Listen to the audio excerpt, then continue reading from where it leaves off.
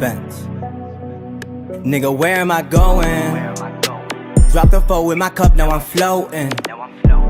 I can't feel a thing, to be real, I just go through the motions. Where am I going?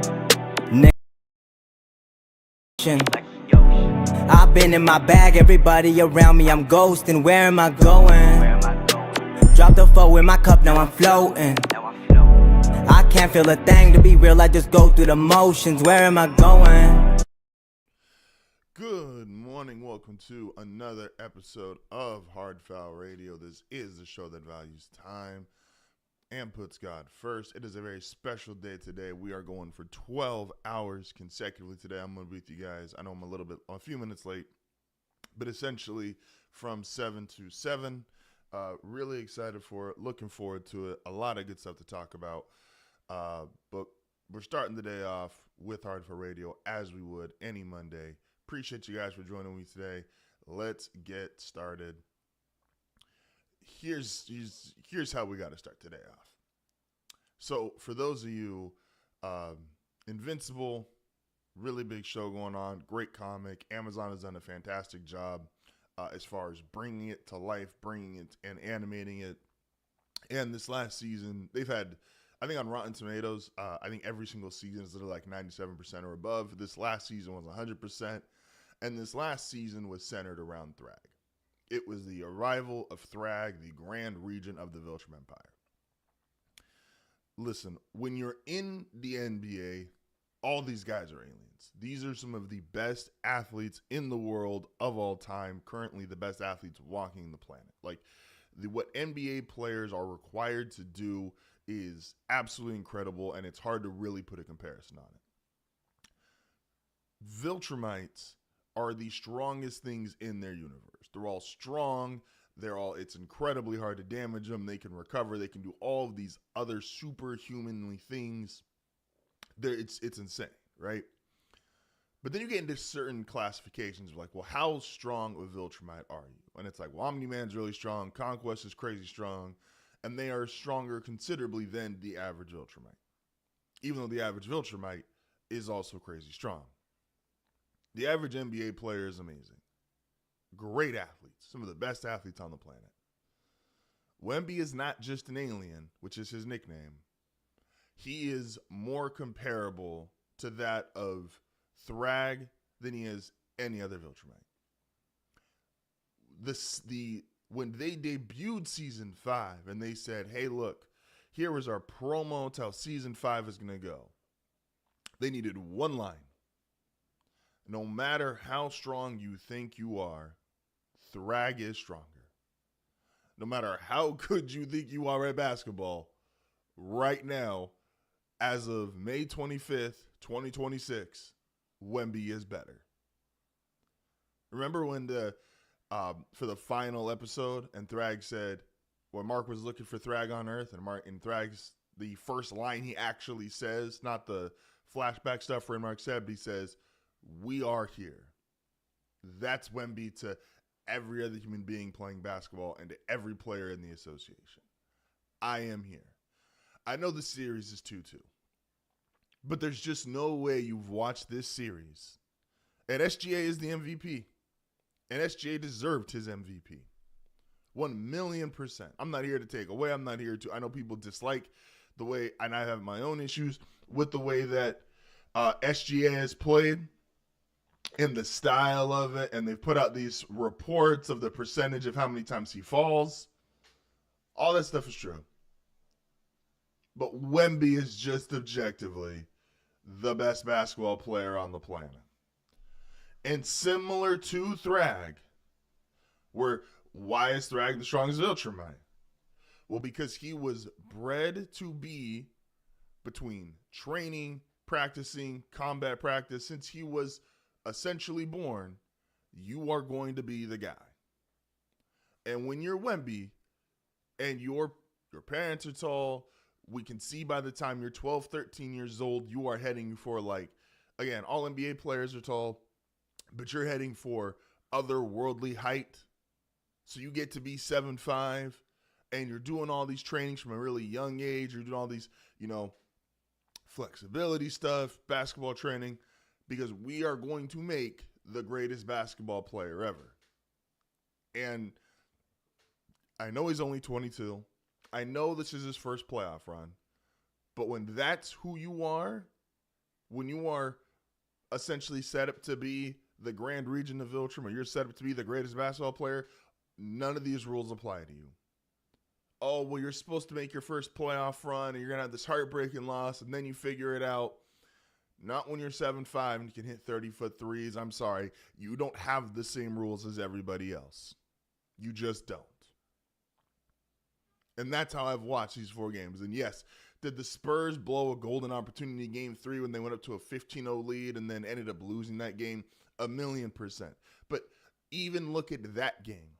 How did the Spurs lose that game? The Spurs lost that game because Wemby, again, was clearly the best player on the court. And when he was on the court, the Spurs were dominant. That's how they get off to that 15-0 lead. Wemby gets off the court. The Thunder are clearly the deeper team. I don't think anybody would argue that. The Thunder are the deepest team in basketball. But Wembanyama is the best player in the sport. And it's already clear at 22 years old. We got some more stuff to talk about Nick Wright later in the show. But Nick Wright made and I hate to give Nick Wright props or agree with him in most cases, but he made a good point where he's like, did Shea have the shortest time ever being the best player in the sport? Because they were the defending champions. They were huge favorites to win the series. He had just gotten his back-to-back MVP awards, and it's like, okay, if at any point in time Shea was going to be the guy, the best player in the world, this would be it. And about 20 minutes into Game 1, you're like, no, Wemby's just better. And he had a 40-20 Game 1 that we all talked about and all loved, and it was incredible what he was able to pull off. Like, he is the best player. Everybody in the NBA is an alien. All Viltrumites are strong. But Thrag and Wemby, they're just different. Now let's go over to the Eastern Conference Finals. This Knicks team, you guys got to do it this year. And I don't think you will, because I still don't truly believe in my heart of hearts that they are better than either the Spurs or the Thunder. But this is the year you got to do it, man. This is 100% the year you got to do it. Listen, Jalen Brunson is an incredible story. Because Mavs fans, I want to ask you guys, are you going to be upset like that your superstar player that got traded away is now going to win a title with this large supermarket team?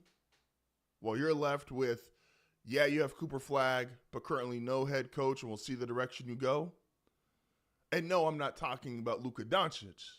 I'm talking about Jalen Brunson, who was traded, or he left in free agency, I apologize, and is now in New York, supermarket team, and has a chance to win a title. He's going to win a title he has a chance to win a title before Luka Doncic does. He has a chance to get to a finals before Luka Doncic does, since being traded. We don't see this with American-born superstars very often.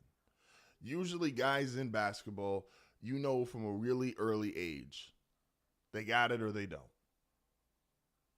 They got it or they don't. And if they don't have it, it's like, okay, we know they don't have it. We know they're not going to be that kind of guy. They can be a role player. They can be a really good player.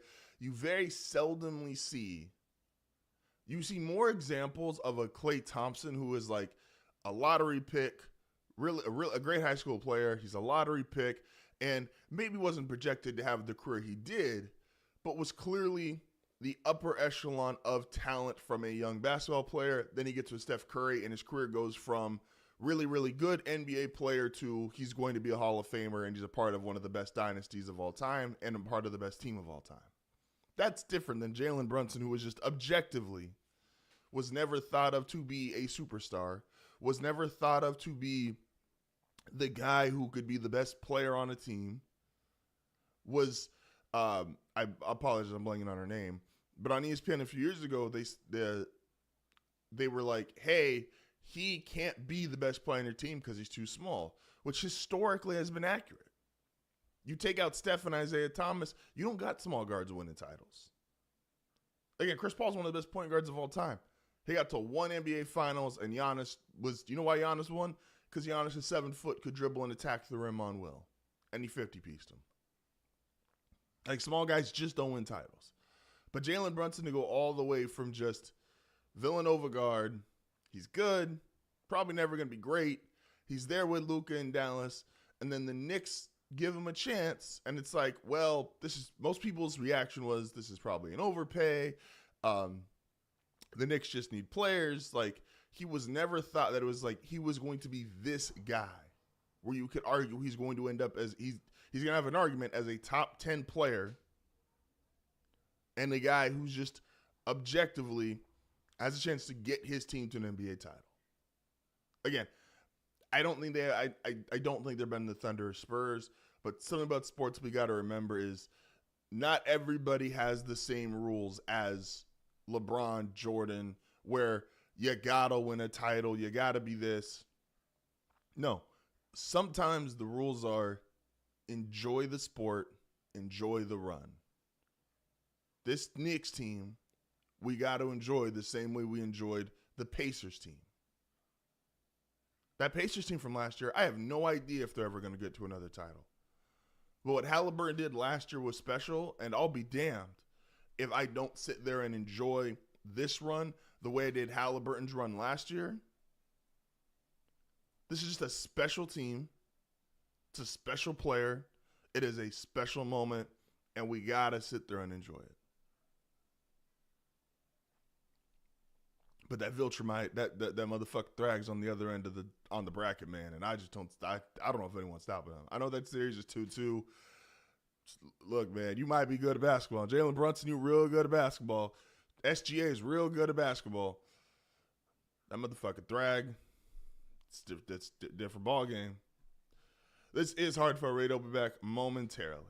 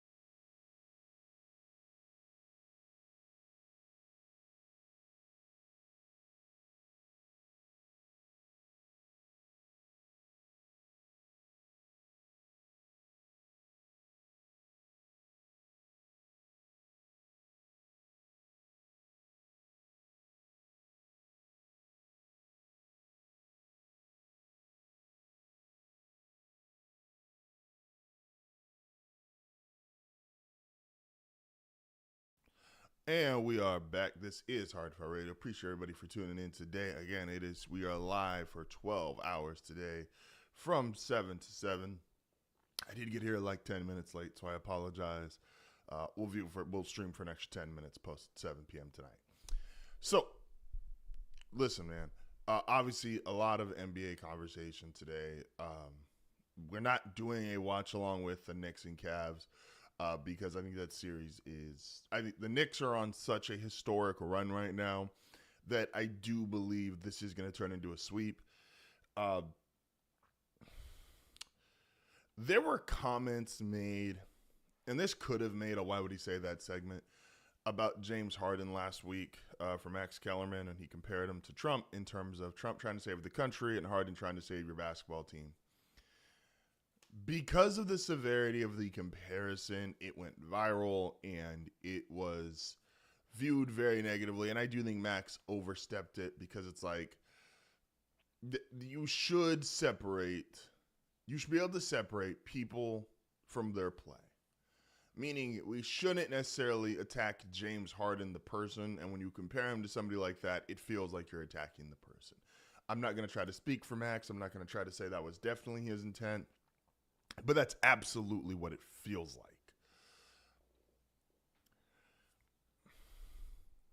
The problem also is, though, and this is what makes these kind of tricky sometimes, Max isn't wrong necessarily. Like, the idea of what he said is not wrong.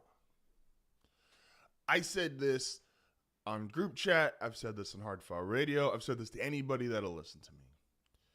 The Cavaliers were in this position that we know they're already a really good team. We do. We already know they're a really good team. And they had made the playoffs several years in a row. And you had Jared Allen and Evan Mobley, and at the time, Darius Garland, and obviously Donovan Mitchell was your star player, who Donovan is top 10 all time in scoring points per game in the playoffs. On a per game basis, he's top 10. So even though he has not made the conference finals until this year, and he has not made an NBA finals, obviously, Donovan's been a really good postseason performer, objectively speaking. So that means the next thing you need to do is, how do we just get over this hump? Bringing in James Harden to get over the hump is a really tough sell. It is. I'm not going to compare him to objectively bad people or try to make a statement to say, this is what, again, I think Max went a little too far necessarily in the comparison, but what he said wasn't wrong. James, because what you're doing is saying that, hey, look, I'm going to bet on this guy who throughout 16 years of his career has consistently had, and this is during the peak of his powers, this is when he was young, this is the twilight of his career, any point of his career. It's not like James Harden has never had a good playoff game. But we have a lot of bad playoff games. We got a lot of bad game 6s and game 7s. We got a lot of the pressure's really, really high. James, we need you to really step up. And James isn't stepping up. That's the problem with bringing in James Harden to be the missing piece for what's already a great team that just needs a little bit more. So again, I don't think it's necessarily right comparing him to who you compared him to. But I also don't think, if we're being fair and we're being honest, it's not like, again, sorry, I messed with my mic a little bit here. It's not like, oh, he was wrong in his intent of trying to clarify, hey, James Harden's not your answer if you're already at this stage. I'll be fair. I'll use a player that I really love, Chris Paul. Chris Paul was great for the Phoenix Suns. He was, objectively. young Devin Booker, young DeAndre Ayton. He was great for them. They needed a guy who could be the de facto leader right now until we know if Devin Booker could be that guy. And they needed someone to help elevate DeAndre Ayton's offensive game, which just wasn't there yet. And so they're like, hey, look, we're going to bring in Chris because we just saw what Chris did with the Oklahoma City Thunder, which he won't ever get the credit for this. He won't ever get this level of credit for the Thunder. But Chris was the first guy that helped start this current Thunder run. Chris and SGA were teammates. That year that the Thunder were projected to be the worst team in the NBA, Chris Paul got them to the playoffs and got MVP votes. He then went to the Suns and got them to the finals. Certain guys are great for certain stages of team building. James Harden would be great on a team that either needs to sell tickets, isn't quite there yet, has some young guys who need more time to develop. He's not, it didn't work in Brooklyn. It didn't work in Philadelphia of him being the missing piece. That's not his role that he is going to be great at. He was great with the Rockets when the Rockets needed a superstar. James Harden was a fantastic superstar for the Houston Rockets. No way around it. He was a fantastic superstar for the Houston Rockets. But when he needed to be the Nets' missing piece to go with Kyrie and KD, when he needed to be Philadelphia's missing piece to go with Joel Embiid and Paul George, he just wasn't the guy. So Max was wrong in terms of what he was saying and how he compared him. But the concept and the point wasn't wrong. What he was trying to prove wasn't wrong. So, moving on to a very special why would he say that? Oh man, we have maybe the two biggest names currently standalone in their quote unquote, not really both in their prime. One's out of his prime. But the two biggest names probably, if you were to just get clicks on the internet for sports media personalities, Nick Wright and of course Stephen A. Smith. And we finally have what apparently a bunch of people have wanted. I learned on the internet. I don't know. It's hard to tell anymore on the internet. You never know who's a bot and who's not. And so you get a bunch of conflicting reports and ideas about who wants what, who is what. It gets tricky, right? And so the internet, there we go. We're just going to stick with this. The internet apparently has wanted Stephen A. Smith versus Nick Wright for some time now. Whether you want to believe that's true or not, that's up to you. But we finally have it. Nick Wright calls out Stephen A. Smith because we've all been calling out Stephen A. Smith for the same thing, and I've been saying this. This is how he gets clicks now. This is how he gets views. This is how he gets attention. This is his thing. Stephen A. Smith says something about somebody responds, and then he looks into the camera and goes, "Listen to me.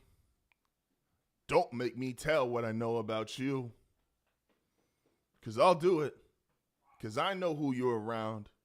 I know who writes paychecks. I know who does this. Don't make me report. I know I'm a reporter. Don't make me report." Listen, that sounds tough when you're Kendrick and you say it in a rap battle, and then you actually back it up by telling people what you want to say.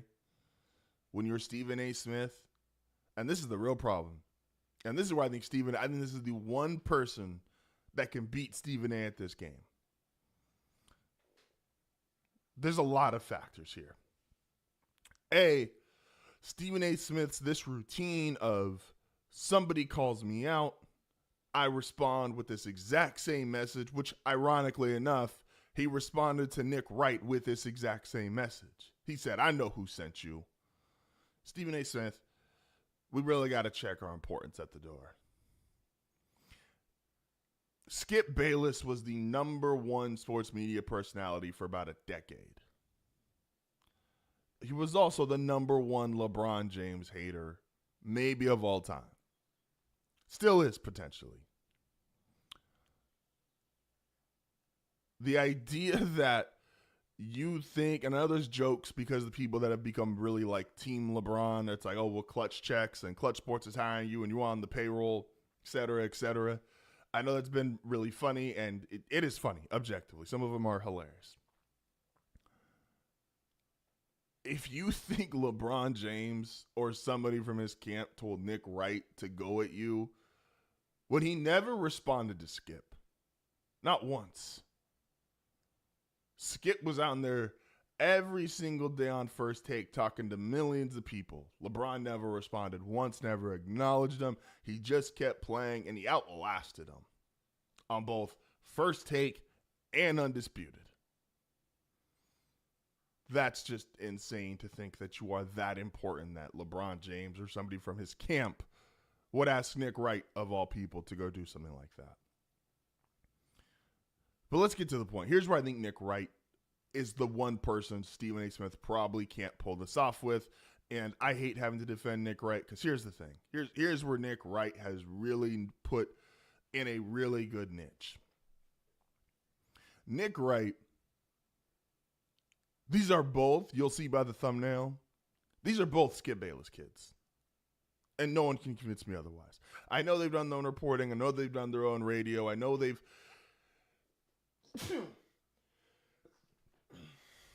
I know that they have their own credentials. I get all that.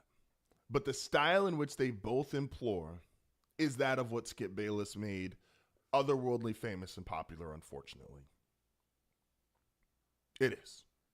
Just Skip made it so unbelievably popular and profitable to be this giant, just for lack of a better term, to be this ass on TV, to be snarky, to think I know better than you, to think that my opinion's better than you. These are both the way that they handle themselves now, the personalities they bring onto TV, very Skip Bayless influenced. The difference is, and Stephen A. used to have this, Nick Wright now does have this. Stephen A. used to have real connections with players, specifically Allen Iverson. And that gave him a bit more human element, if we're being honest. It made it feel like, okay, I may not agree with the sports takes, but I think the human and the man, there's validity there. There is a real person behind, sports. Again, I always say sports aren't that serious as much as we love them. And so if the person and the man behind these awful sports takes feels relatable or feels commendable, feels like they're actually like a stand-up person, you can look past that. Well, Stephen A. has been losing that more and more. Go look at his off-the-field adventures, for lack of a better term. That's the niche Nick Wright has now. I might disagree vehemently with most of Nick Wright's sports takes, and I do. I was on here all last year during the football season, and it was like I never understood how we got to this point with certain takes, especially about the Broncos, and I'm aware I'm biased, but I was like, how are we not calling out the Chiefs mega fan for being biased, and him trying to play it off like, no, it's not bias, I have receipts and proof and blah, blah, blah. But Nick is, when you hear him talk about real life topics, he's actually a good guy. And that sucks for people listening to him. Because you want to call this guy every word in the book when it comes to his sports takes. And that's the character he plays while he's on TV. And I'm not here to say holier than thou, better than thou, or like, oh, well, you shouldn't play a character on TV. But I like that style less than if I am, again, I've said it since day one. Stuart Scott, I think, is the best we've ever seen be in this space. And he was maybe a more animated version of himself, or at least the way it felt. But even everyone that ever talked about him was like, no, that's just who he is. That's who he was. And that's the kind of sports content creator, sports media, rest in peace, Stuart Scott, that I wish we had more of. So Nick is 1,000% playing the character. He's extremely knowledgeable. I'm not here to discredit Nick Wright as a very knowledgeable about the NBA, very knowledgeable about the NFL, and he just takes that knowledge and he twists it the way he wants to go play this character on TV. Fine, cool, it is what it is. But when you hear him talk about real life topics, when there's gun violence, when there's racial issues, and you're like, man, he gets it. And that admirable quality of the person, not the takes, is something Stephen A. no longer has. I brought up Kendrick and Drake. This is what this feels like. I'm not trying to give extra importance to people that talk about sports. Drake and Kendrick, one of the biggest things was Kendrick felt like a better person than Drake did at the time of their beef. And because of the way Kendrick talks about himself, Kendrick doesn't always GN actually was kind of bragging, but like he doesn't talk about himself like he's above everybody else. He's a part of the culture. He is a part of the system and the process of Black Americans and LA culture. He doesn't view himself above everybody. It's like I want to be one of the voices. But this is a group project, essentially. And Drake talks like, I'm above all of this.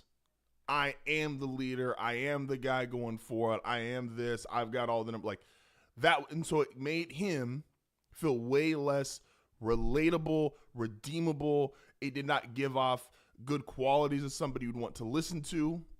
And that hurt him. Objectively, that hurt him.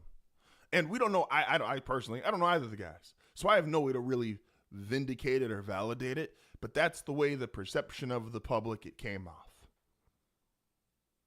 And so in that same regard, what Nick Wright has right now that Stephen A. doesn't is Nick feels like takes might suck, but the guy's pretty okay. Stephen A. doesn't have that because Stephen A. is in that Drake position where it's like, I'm bigger than everybody else. I get more views than everybody else. I have more numbers than everybody else. I am ESPN. I am the reason First Take is this. I am. It's all a bunch of I am. He thinks he is bigger. This is the same man who got into an issue with an admin from the New Orleans Pelicans basketball social media team. I'm bigger than everybody on your roster besides Zion Williamson. Are you insane? Are you insane?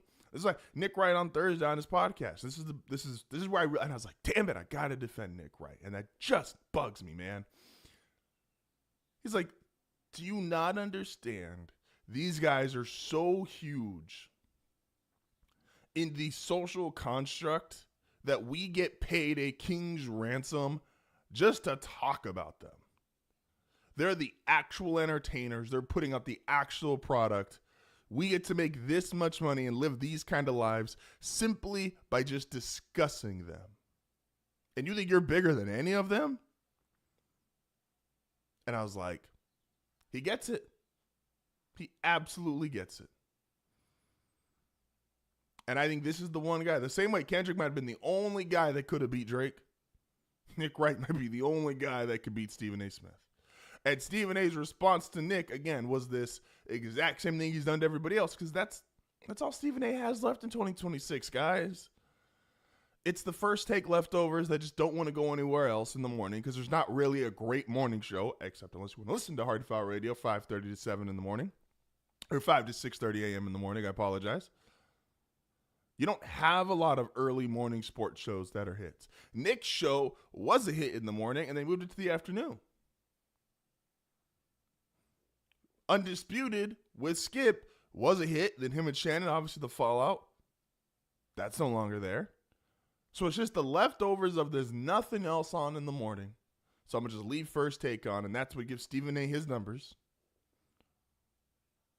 And then, like, that's it. It's just we just don't have that next morning show that is there to take the place and get everybody's attention off of First Take. It's unfortunate. But Stephen A., what's he got in 2026 besides remind somebody when they criticize him after he spends all day criticizing people, you can't criticize me. I know things about you. Well, then say something. Fucking say something, man. You're a reporter. This is HardFoul Radio, back momentarily.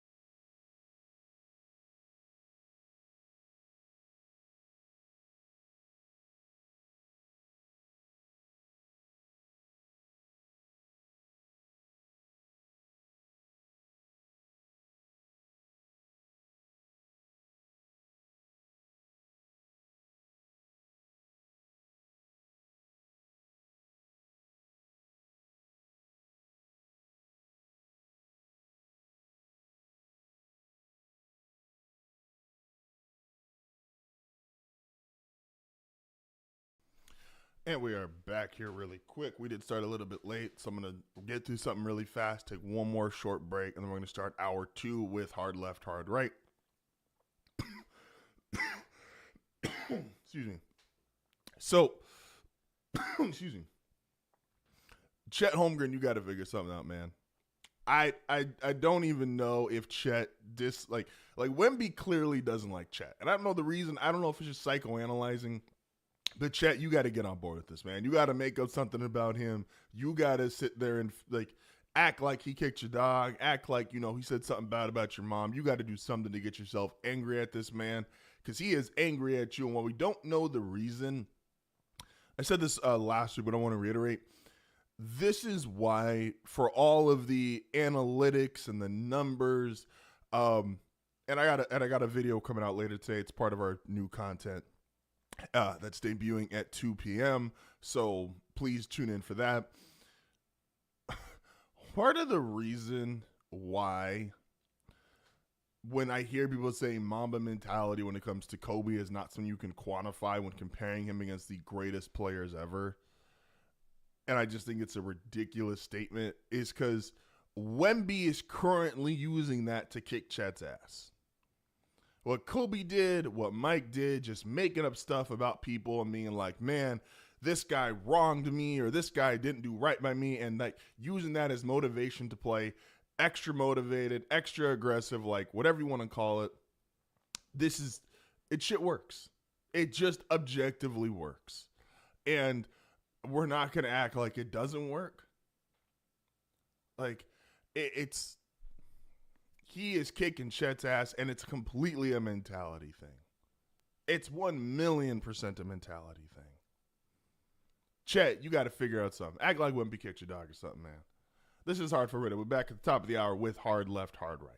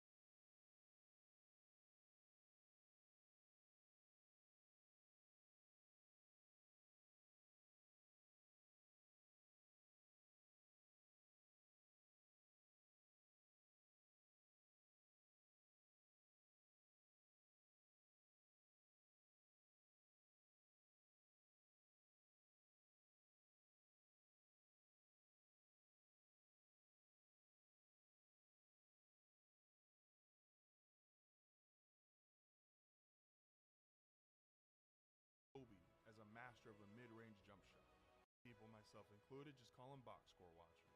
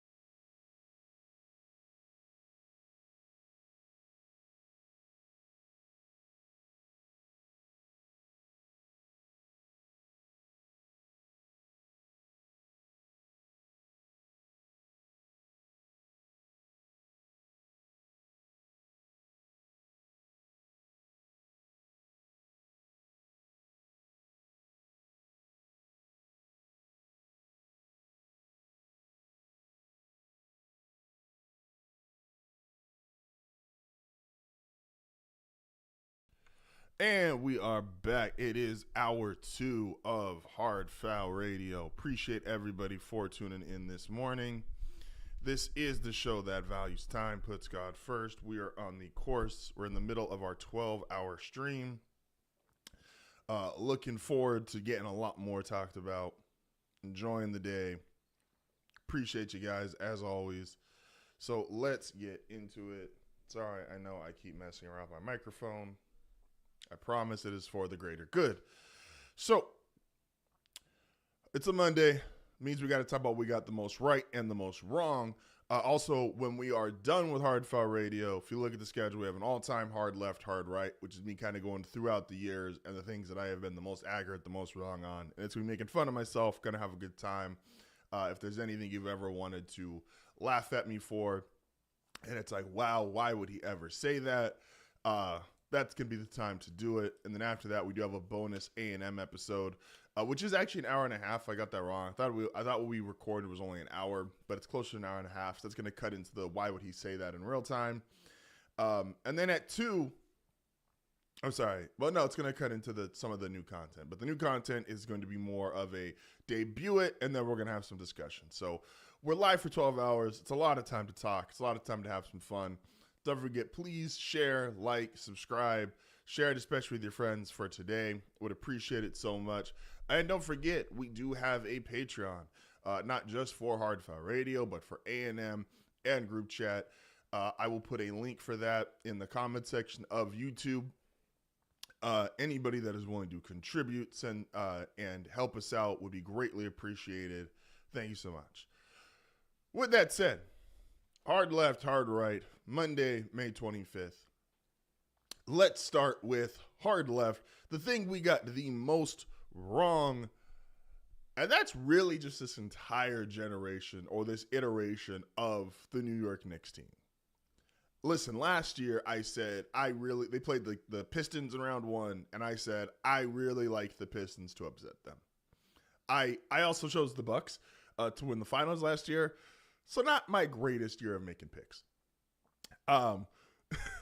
But I thought truly that I think the Pistons could do it. The Pistons were even younger than they were this year. They weren't a 60-win team unlike this year, but I just really felt like something to me was like, man, I really think Cade and them, they could do it, man. I think there's something special there. And this Pistons team turned out to be special. Like, again, the growth that they were on, I know it did not end the way they wanted to against the Cavs, but they've had a great last 2 years, all things being considered. The Knicks, who I did not think got out of round 1 last year, gets all the way to, and then they beat the Celtics in round 2, which I predicted them losing. And then they get to round 3, and they just lose to Tyrese Halliburton, who was on one of the all-time heaters and all-time great playoff runs for a team that did not win a title last year in the Indiana Pacers. Then this year, the Knicks, who, let's just go through their playoff bracket. Like, I had how many times the Knicks losing?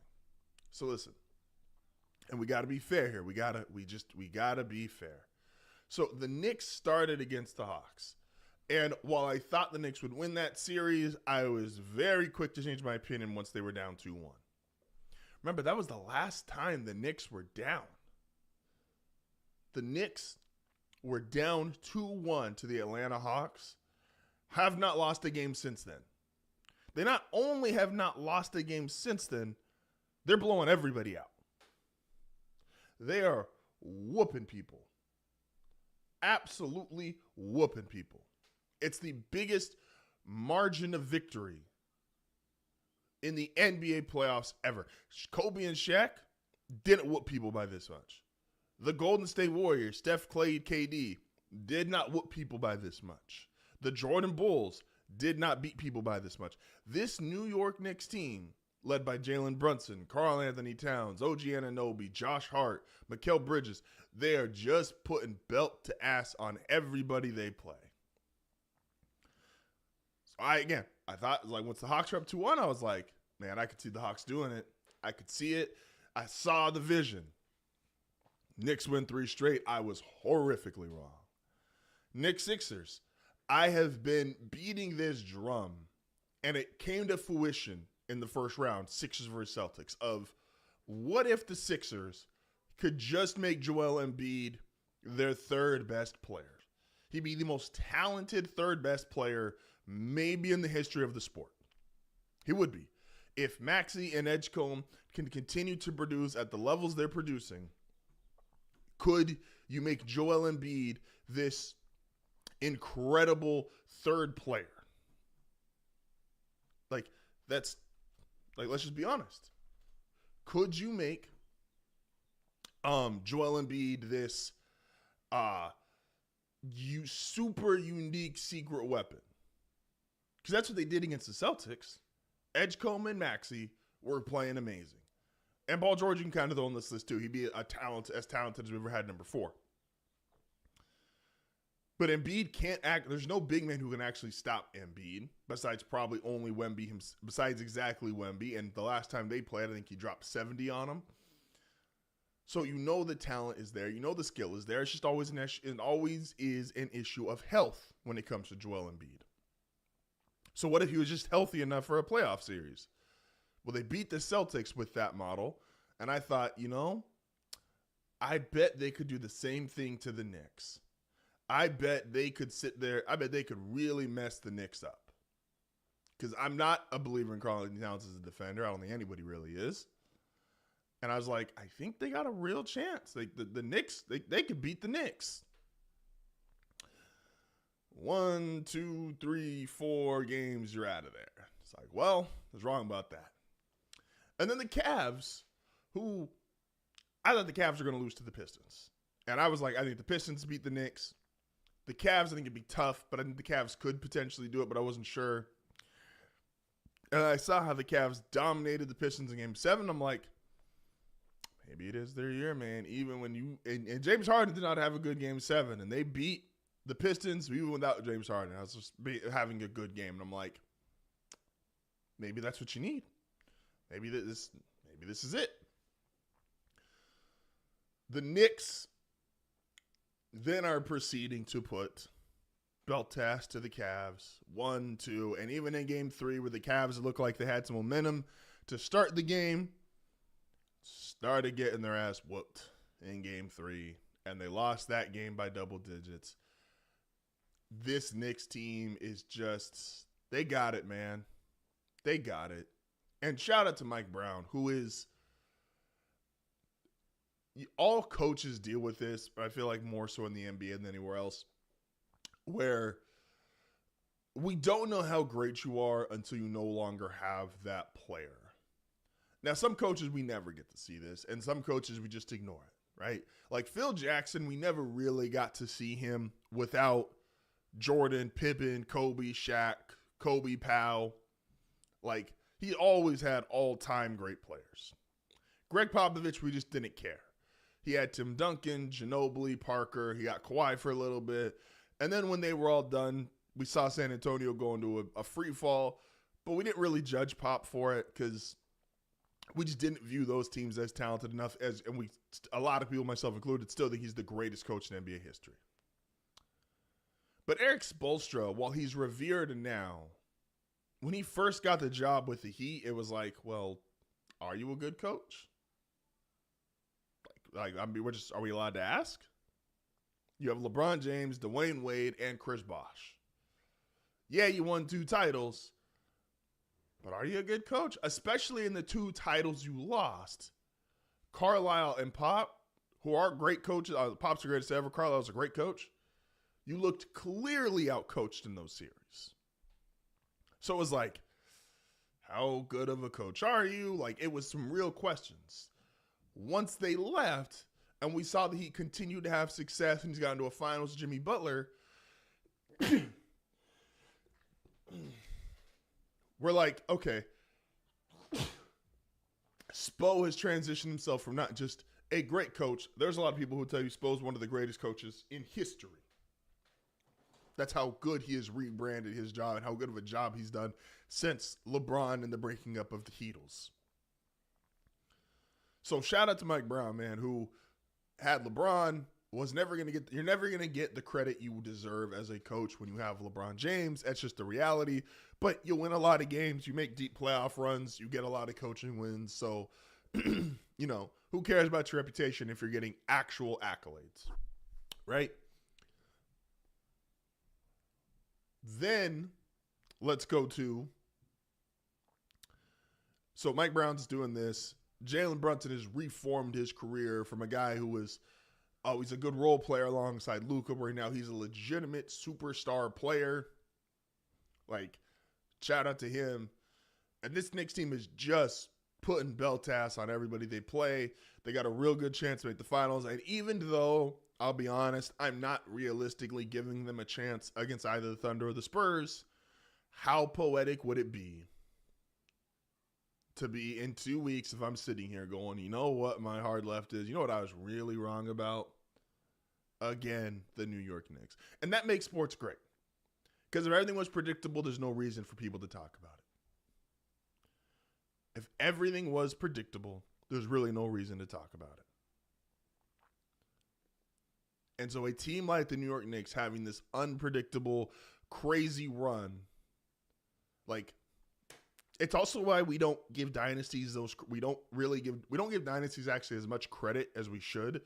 Shit like this is supposed to happen. Like, crazy runs are supposed to happen. So when a team just blocks off all crazy runs, that goes to show you how incredible they are. And if a team like the Knicks can get in here and sneak a title, for when the Thunder, a lot of these people are like, this is the next dynasty, they're here. And even people that are trying to be early on the Spurs, like, this shows, like, when Kobe and Shaq won 3 in a row, how many crazy one-year runs did they snuff out? When Jordan got 2 3-peats, how many crazy one-year runs did he snuff out? Just saying. So my hard left, it has to be congratulations to them, the New York Knicks, way better than I ever thought they could be. And let's go to the hard right, which I have avoided this for the last few weeks because I said a few weeks ago, let's just be fair about the Thunder. You don't have to like the way they play. You do have to acknowledge the results. And because of that, I think Thunder fans should acknowledge you're not going to have the most beloved team ever, and that's fine. It is what it is. Let's just be fair about that. The Spurs and Tim Duncan are one of the greatest teams in NBA history. Nobody liked watching them. They were routinely low viewed. The style was considered boring and mundane. And Duncan there's a reason why they call him like the quietest superstar ever and all these other things. Like, they were not nearly as exciting as the Lakers with Kobe and Shaq, the Phoenix Suns 7 seconds or less, the Mavericks with Dirk. Like, they were better than all of those teams. Well, they weren't better than the Kobe Shaq Lakers, but they were better than everybody else, right? But they weren't fun. They weren't exciting. They weren't cool to quote unquote watch. It was just Tim Duncan's the big fundamental. It shows you their popularity and the way people enjoyed watching basketball. They were not what people, if they wanted to turn on a basketball, if it was turn on one game to impress the aliens before they shoot the laser at us, and you're like, I want to be excited or I'm taking out Earth, you would not show them the 2007 San Antonio Spurs. And if you did, well, I would have never graduated high school because they would have blown us out of the fucking scholar system. So I said, acknowledge that, Thunder fans, that you don't have to be super well liked. Just understand the way you play turns some people off, but it doesn't deny your greatness. Well, that was before this series. And if we're being honest with ourselves, like if we're all being intellectually honest, and we all want to be honest, right? You know, you don't want ice. I got sent to the principal's office a lot as a kid, had my own little fair share of trouble. If we're all being intellectually honest, and we should be, the refs are saying, hey, look, we're going to blow the whistles and officiate this game by giving both teams the ability to be physical, which has been the complaint, the true complaint, the I just hate OKC complaint about this Thunder team the past couple years. If you're going to allow them to be physical, fine. But then allow the other team to be physical. And that's what they're doing this series. The Spurs are allowed to play physical. The Thunder are allowed to play physical. I still think the Thunder take a few cheap shots. Chet stepping on Wemby's shoe at the free throw line and Lou Dort being Lou Dirt. I still think there's a couple cheap shots. But regardless, both teams have been allowed to play physical. And let's be honest, the Thunder look still like a great team, but they don't look like overwhelmingly the best team in the sport by miles, which is when they're allowed to play physical and the other team's not, they look like the best team in the league by miles. All everybody's asking for is, can we make it a little fair? And if you're watching this series with a whistle that is not demonstrably favoring one side or the other, and I still think the Thunder are the best team. I started off today's episode going, Wemby to me is clearly the best player, and you can see, I'm not the biggest plus-minus guy, but you can see just even watching the games, when Wemby's out there, the Spurs look like the best team. The second he goes to the bench, the Thunder are clearly the better team, and SGA has gone to the bench, and the Thunder have continued to make runs, not only this series, but also the Lakers series, and even all the way back to the Suns series. Like, SGA, like the Thunder are the deepest team in the NBA, and it's not particularly close. They are a great team. But when both sides are allowed to play physical, it looks different. We got to be honest, it looks different. And I think this is the vindication for, again, and there's two different points, and I need to be very clear here. It looks different, and it looks like more of a fair match because these two teams are both allowed to play physical, which is what every team truly wants the opportunity for. It does not mean every team can look this good against the Thunder. The Spurs are potentially the best team in the league, and they have the best player in the sport. That does not mean if both teams are allowed to play physical, the Charlotte Hornets could beat the OKC Thunder. That is not what I'm saying. I'm simply saying, let everything be equal. What do the other great teams in the league look like against this Thunder team? And I think this series has shown us it's a lot closer than maybe some people wanted to admit or realize. I'm going to take that as a win. I think I was right about that. I think this series is showing it. Are the Spurs the only team that potentially could beat the Thunder this year? If the whistle's fair, probably. Again, I think if the Thunder make the fight, and the Thunder could still win this series. This by no means is over. I personally, when it comes to picking and trying to predict, yes, I think the Spurs are going to win. But the Thunder could absolutely win this series, obviously. And I think the Thunder, and don't give me the, oh, well, no, it's because J-Dub is out. The Thunder objectively, statistically, and I know OKC fans, that you guys all love your numbers, you guys all love your statistics. The Thunder have been literally as good of a team with or without J-Dub in the lineup, and I think J-Dub's a great player.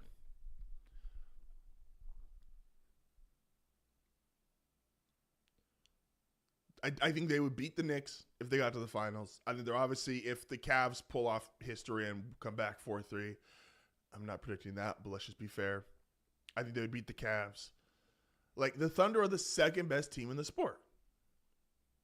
And they're arguably the best team in the sport, but the gap's not huge. And when Wemby's on the court, when they do like those 5-man lineups and who's the best 5-man lineup, the Spurs have the best 5-man lineup. The Thunder have the best 12 players. And so when you can only have 5 guys on a court, when Wemby's on the court, if he can muster out a couple more 40-minute games, the Spurs absolutely have a chance and a real chance to beat this Oklahoma City Thunder team. But again, what this is showing is like, can we just get a fair whistle both sides? Can both teams be allowed to play physical? And they've been allowed. That's all. That's another Hard Left, Hard Right for Monday, May 25th. Again, when we come back at the third hour, we're going to be doing all-time Hard Left, Hard Rights. That should be fun. This is HardFoul Radio. We will be back momentarily.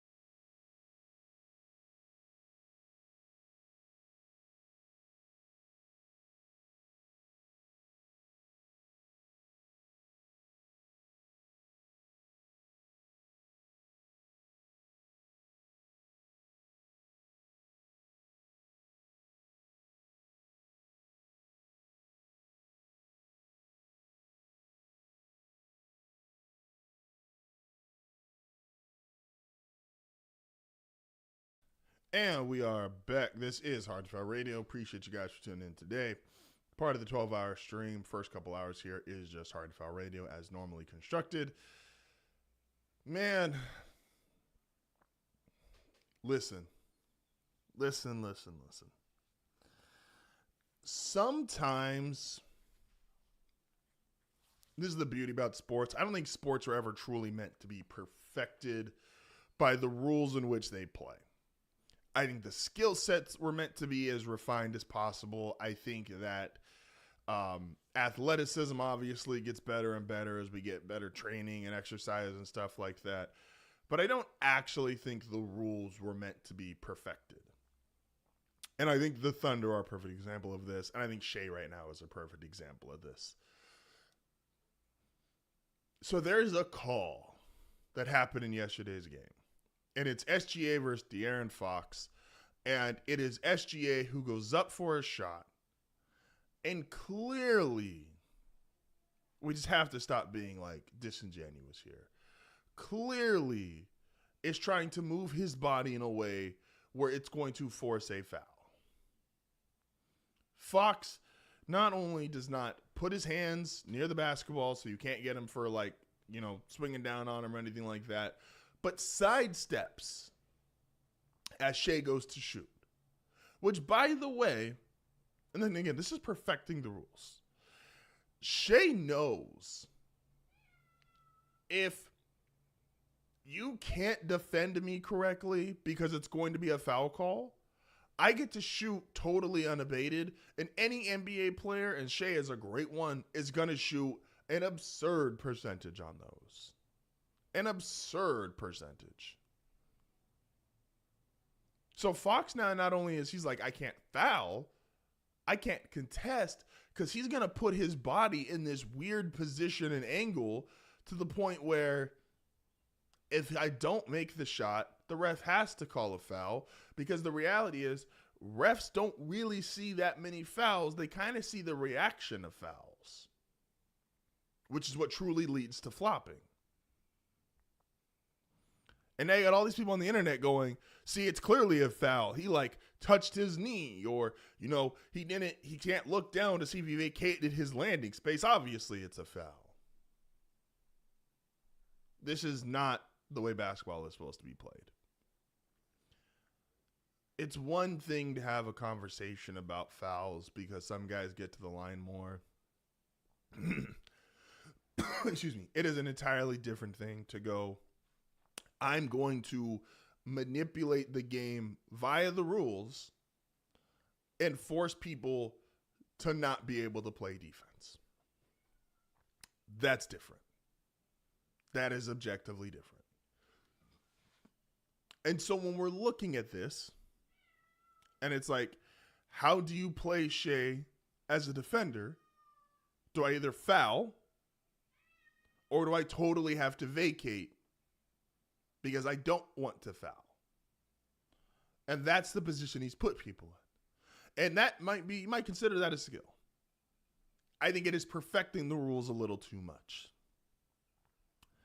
Listen, I love the Tampa Bay Rays. They're just they are to me the most intriguing organization in professional sports. They have their best record in the American League right now. They have continued to stay competitive for over 15 years now by doing all of these little things.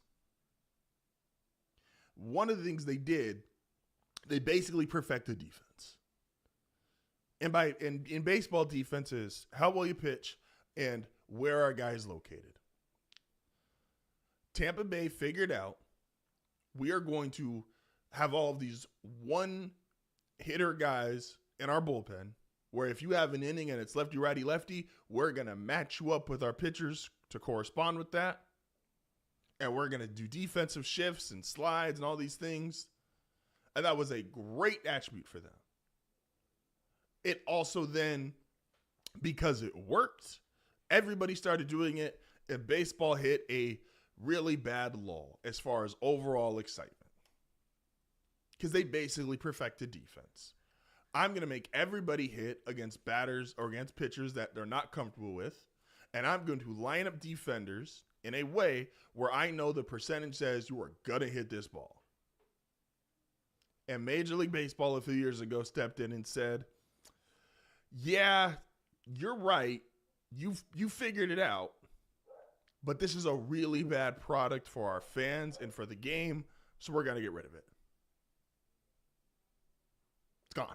Can't do it no more. The Rays were so effective at being ahead of the curve. Again, this Dodgers renaissance is not just about money. They also got Andrew Friedman from Tampa Bay. That's a huge part of the Dodgers' success. But Major League Baseball didn't care. And this was the right decision. It's a horrible TV product. Even if a team is quote unquote like, yes, congratulations. You're so smart. You figured it out. We are now changing the rules. Less noteworthy, and most of us weren't alive for it, 3-second violations. Will Chamberlain figured out it's just easier to play the game if I stick my ass in the paint. And they're like, you know what, Wilt? You're right. You can't do that anymore. Charles Barkley backing down. Like, Charles was like, well, and Charles could dribble. And Charles had a good handle. But he wasn't, he wasn't, a lot of people, we say a lot of times they could dribble like a guard. A lot of big guys can't dribble like a guard. Charles is like, what if I just back you down from the 3-point line? And the NBA was like, you figured it out, Charles. That is within the rules and you're allowed to do it. Except it's fucking awful. We don't want you doing it anymore. Changing the rules. Sports do this all the time. I don't understand what the NBA's problem is with, hey, we have a rule for flopping because it's bad for TV, and there's some very intentional, you can't stop all flopping, but there's some very intentional flopping matters, like kicking your feet out on a shot, that the NBA could absolutely deal with. And they just choose not to. And I don't understand it. 1 second.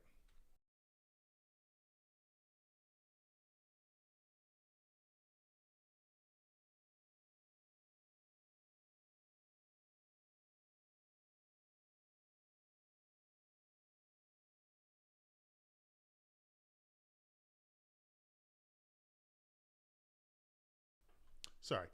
So the NBA put in a rule saying, hey, we want anti-flopping rules because we know it's bad. The same way baseball did it with the defensive slide. And it's, again, is it smart to exaggerate contact because you probably miss the refs, you understand the refs miss fouls, and so you're trying to coordinate or help with the rules? Sure. But if every shot turns into, and every play turns into, again, SGA, great player. But if your shot is not authentic, you're kicking your feet out, you're trying to move to the left or right, and you are, this is the other thing I hate too. And I really don't even know how this story got out, but it's the most absurd thing I've heard in a while. And that is that SGA, the reason he falls so much is not some embellishing or flopping. It is because he's been trained. This is the best way to not hurt himself. Because landing on his feet would be worse long term than falling all the way to the ground. I'm not a doctor. I'm not even a sports therapist or a physical therapist. I have no such degrees. I'm not going to sit here and try to act smarter than I am. Falling is falling. There's a term that a lot of gamers and nerds use, fall damage. Fall damage is real. And I'm aware that landing on your feet, the amount of, I think, force is like 2.5 times your body weight. So like if you are, I think SJ is like 170 pounds. Don't quote me, maybe 180 pounds if we're being generous. Maybe 160, who knows? So he is landing with approximately 400 pounds of force. That's what it feels, right? And if that's the argument, that's why he shouldn't land on his feet, I'd be more willing to buy that if falling also didn't hurt and create force. And this idea of a controlled fall. I'm sorry, I don't care if I'm not a doctor. I just call bullshit. Have you seen that commercial that's going around? And it's basically everybody yelling at this guy about why everything that you see that is quote unquote healthy is actually bad. Walking is good, except walking is bad for your knees. Drinking water is good, except drinking too much water is this. And it's like all these people yelling at him, all these different health. And that's how health is viewed in 2026. Everybody's got an opinion. Everybody's got some brand new thesis that says this is why this is bad. Diet soda is good, except actually diet soda is the worst thing you could possibly drink. Oh, well, water is good. Well, actually, too much water is really bad. Well, you need vitamin C, so orange juice. Well, actually, orange juice is really acidic. There's always going to be some new, quote-unquote, revolutionary health tactic that is going to just change the world, and it's going to disprove what you've thought your entire life. Or you could go with the basics. Burn more calories than you take in, you lose weight. You want to build muscle? Well, you got to break down muscle to build up bigger muscle. You want to just outright lose weight, you need some cardio. You need your cardiovascular system to work. So that means you got to walk, you got to run. There's some real simple things in life. Your fall is fucking falling. You take fall damage. Don't give me this shit about, well, actually landing on your feet is worse because force. The motherfucker is jumping up. He's 6'5", and he is falling down in a way that is not totally controlled because it is a flopping style. Ask Joel Embiid how well falling is done for his career. And I think Embiid was a big flopper earlier on, and that's part of why he was so injured. It's because at 7 foot 300 pounds, now Shay's nowhere near as big as him, but at 7 foot 300 pounds, falling on the ground all the time has long-term fall damage and effects. And SGA falling the way he does is going to have some, because he's going to fall wrong one time. And then we're really screwed because now we're losing a great player for a period of time due to injury. Just play the game, man. That's what baseball told the Tampa Bay Rays. He said, look, congrats, you figured it out. Now play the game. Play the game normally, man. Help us out here. Just play the fucking game normally. Please and thank you. Leagues do it all the time. They change rules. Hey, you're taking too long to throw the ball. Throw that motherfucker faster. It's all rules and gameplay manipulation. And sometimes the league just steps in and goes, yeah, we don't want that anymore. Change it. We got to change this, man. This is HardFoul Radio. Be back momentarily.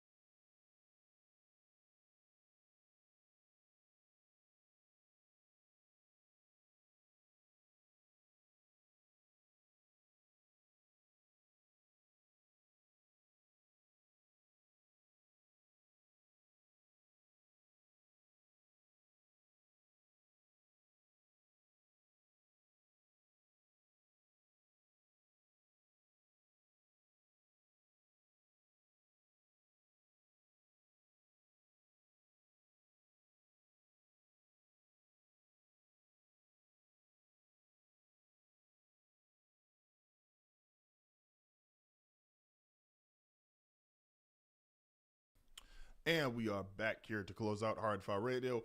Reminder at 9 o'clock at the start of the third hour of our stream, we are going to be doing an all-time hard left, hard right, making fun of the things that I got the most wrong throughout the years and things that I got the most right. So that should be fun to go through. Excuse me. And then from there, I do have a bonus A&M episode for you guys.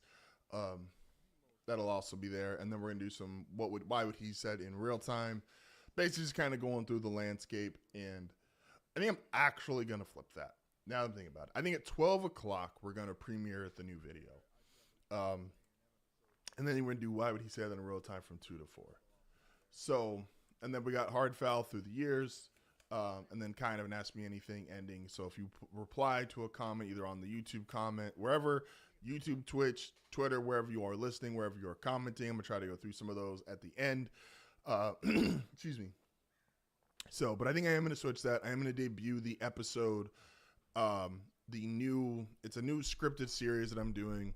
I think I'm going to debut that at noon, I think is what the plan is now. I'm going to do a real-time audible for that. So Kenny Atkinson said something, I think this is just kind of disappointing. Analytics are fine. Analytics are a part of sports at this point. And it's okay to be smart. It's okay to be smart. It's okay to want to be smarter than your competition because that gives you an advantage that if you weren't as smart, you wouldn't have the advantage. Kenny Atkinson said analytically they won 2 of the 3 games. These last 3 games against the Knicks. That can't be your stance as a head coach. I'm sorry. That can't be your stance as a head coach. Analytically, we won 2 of the 3 games. Listen, analytics are fine. But you also got to be able to pivot and adjust because that's what coaching has been historically. The Celtics, you know why they lost in round 1? Is because they had an analytical belief that we're going to shoot this many threes and we're just going to make enough of them. They're going to make a certain percentage of the amount of threes that they take, and they just didn't. And they went cold, and that's how their last 2 seasons have now ended.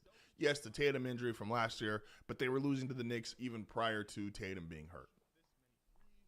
That's a very analytical approach. And the problem with shooting that many threes is that unless you have Steph Curry, Klay Thompson, and Kevin Durant on your roster, historically, you stop making them at some point. The Rockets tried this. The Rockets' postseason runs all ended the same. The Celtics now, back-to-back years, yes, they got a title out of it, but it's been shoot, shoot, shoot, shoot, and eventually you go cold. The Cavs, you're just not better than the Knicks, and that's fine. And I would rather, and this is subjective, and this is, just a point of opinion, Mitch Johnson, the Spurs coach, had a chance to say, hey, F them fouls, F them floppers after the loss in game 3. And he just he took accountability. He said, we weren't disciplined. We had a 15-0 lead. We blew it. We lost the game. That's how your coach should respond. It's not analytical. It's not deep. It is old school. We weren't good enough. They were better than us. Kenny Atkinson saying, man, analytically, we were there. That's some assistant coach shit. If you're an assistant coach, fine. We do it in the NFL all the time. A team can be bad but have a good defense, and we look at the defensive coordinator like, hey, he's a good defensive coordinator. Team still stinks. The coach isn't good enough. Or we can have vice versa. They can have a great offense, defense not great, and we're like, we're going to fire the DC. The OC is really good. If you're an assistant coach, if Kenny Atkinson was only responsible for, I don't even know what you would say Cleveland's done well this year. It's not their offense, not their defense. But if, let's say it was a better offensive series for the Cavs, and he was specifically essentially we don't call them coordinators in basketball, but if he was essentially the OC for the Cavs, you could be like, all right, fine. You did your job. You figured out how to score against this defense, how to break it down, pick and rolls, whatever, like pin downs, whatever you figured out against the Knicks. As the head coach, you can't say that. As the head coach, you win or you lose. And I know that's real simple, but that's just the truth. Sometimes the truth is just simple. Hey, what do you want to say? Yeah, man, it's been a great start to the day. Wemby is the thrag of, like, the NBA is full of Viltrumites, full of aliens, but Wemby's the top. He's the top dog. He is the thrag. The Knicks, Jalen Brunson, what an incredible run they've been on. You got to give them their credit. Nick Wright versus Stephen A. Smith. Nick Wright is the good person here? Doesn't even sound good to say. Ugh. But this is the downfall of Stephen A. Smith, man. Like, what is Stephen A. like without the Allen Iverson cosign? Questions for another day, man. Who knows? But yeah, man, but a great way to start off the stream. Again, we usually close out here a couple minutes into the last part of the hour.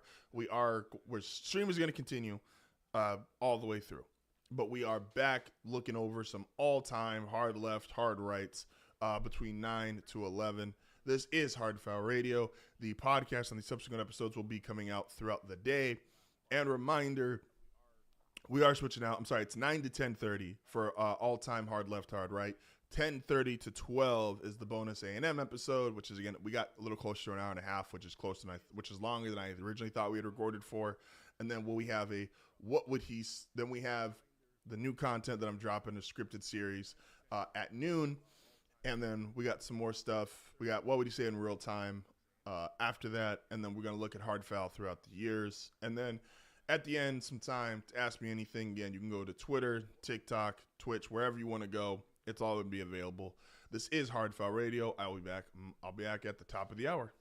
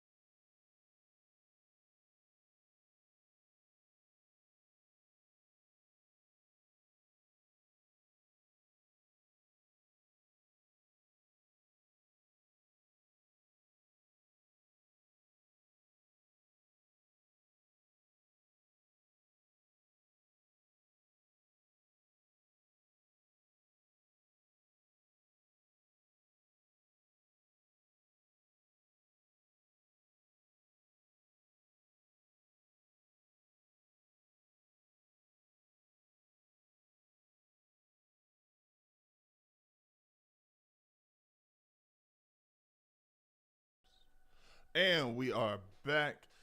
Excuse me. Top of the hour for hour number 3. We are going to be going over some of our best and worst takes that we've had over the years. I've had a lot of these. I call them every Monday. We just did them today. Hard left, and hard right. Are back. Excuse me. Top of the hour for hour number 3. We are going to be going over some myself. I'm not supposed to. Of our best and worst takes. All right, so let me meet that. So, essentially, what I'm going to do, and I'm hoping it works if I did this correctly, is that we are going to be going over and reacting to, again, some of our worst takes, some of our best takes that we've had over the years. Let me fix my green screen real quick. Oops, there we go. Okay, so yeah. Anyway, so we are going to be going over some of our best and our worst. And let me see if I can pull it up here. I'm going to be just going through my channel. You guys should be able to hear it as well, hopefully, if I did everything correctly. Let me see here. If I go, not there, but...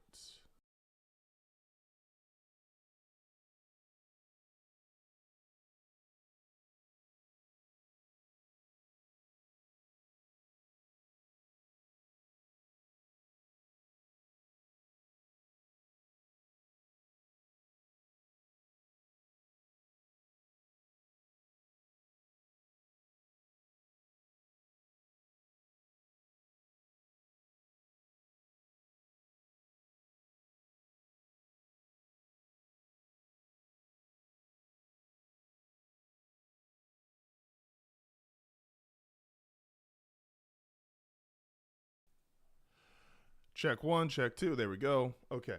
So now you can hear me. If I'm right. Did I do it correctly? Let's see.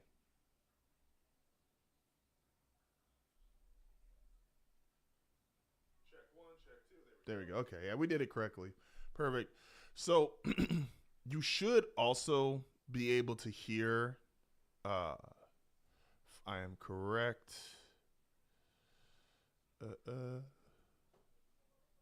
Yeah. Hopefully you can hear it. Let's see. We're going to test this out. So I've set us. That's our 1-hour stream or 12-hour stream. And we're going to go here through hard right. Let's see if we can figure this out. There we go. So we're going to go through just a handful of these, and we are going to see, oh man. You guys want to see some real? That's throughout the years. I'm gonna save the really, really old ones for. We're gonna do hard foul throughout the years later. I'm gonna save some of the really old ones for that. So I want to do some of the newer ones. Let's try. So this is last year, end of the football season. Let's see what we got.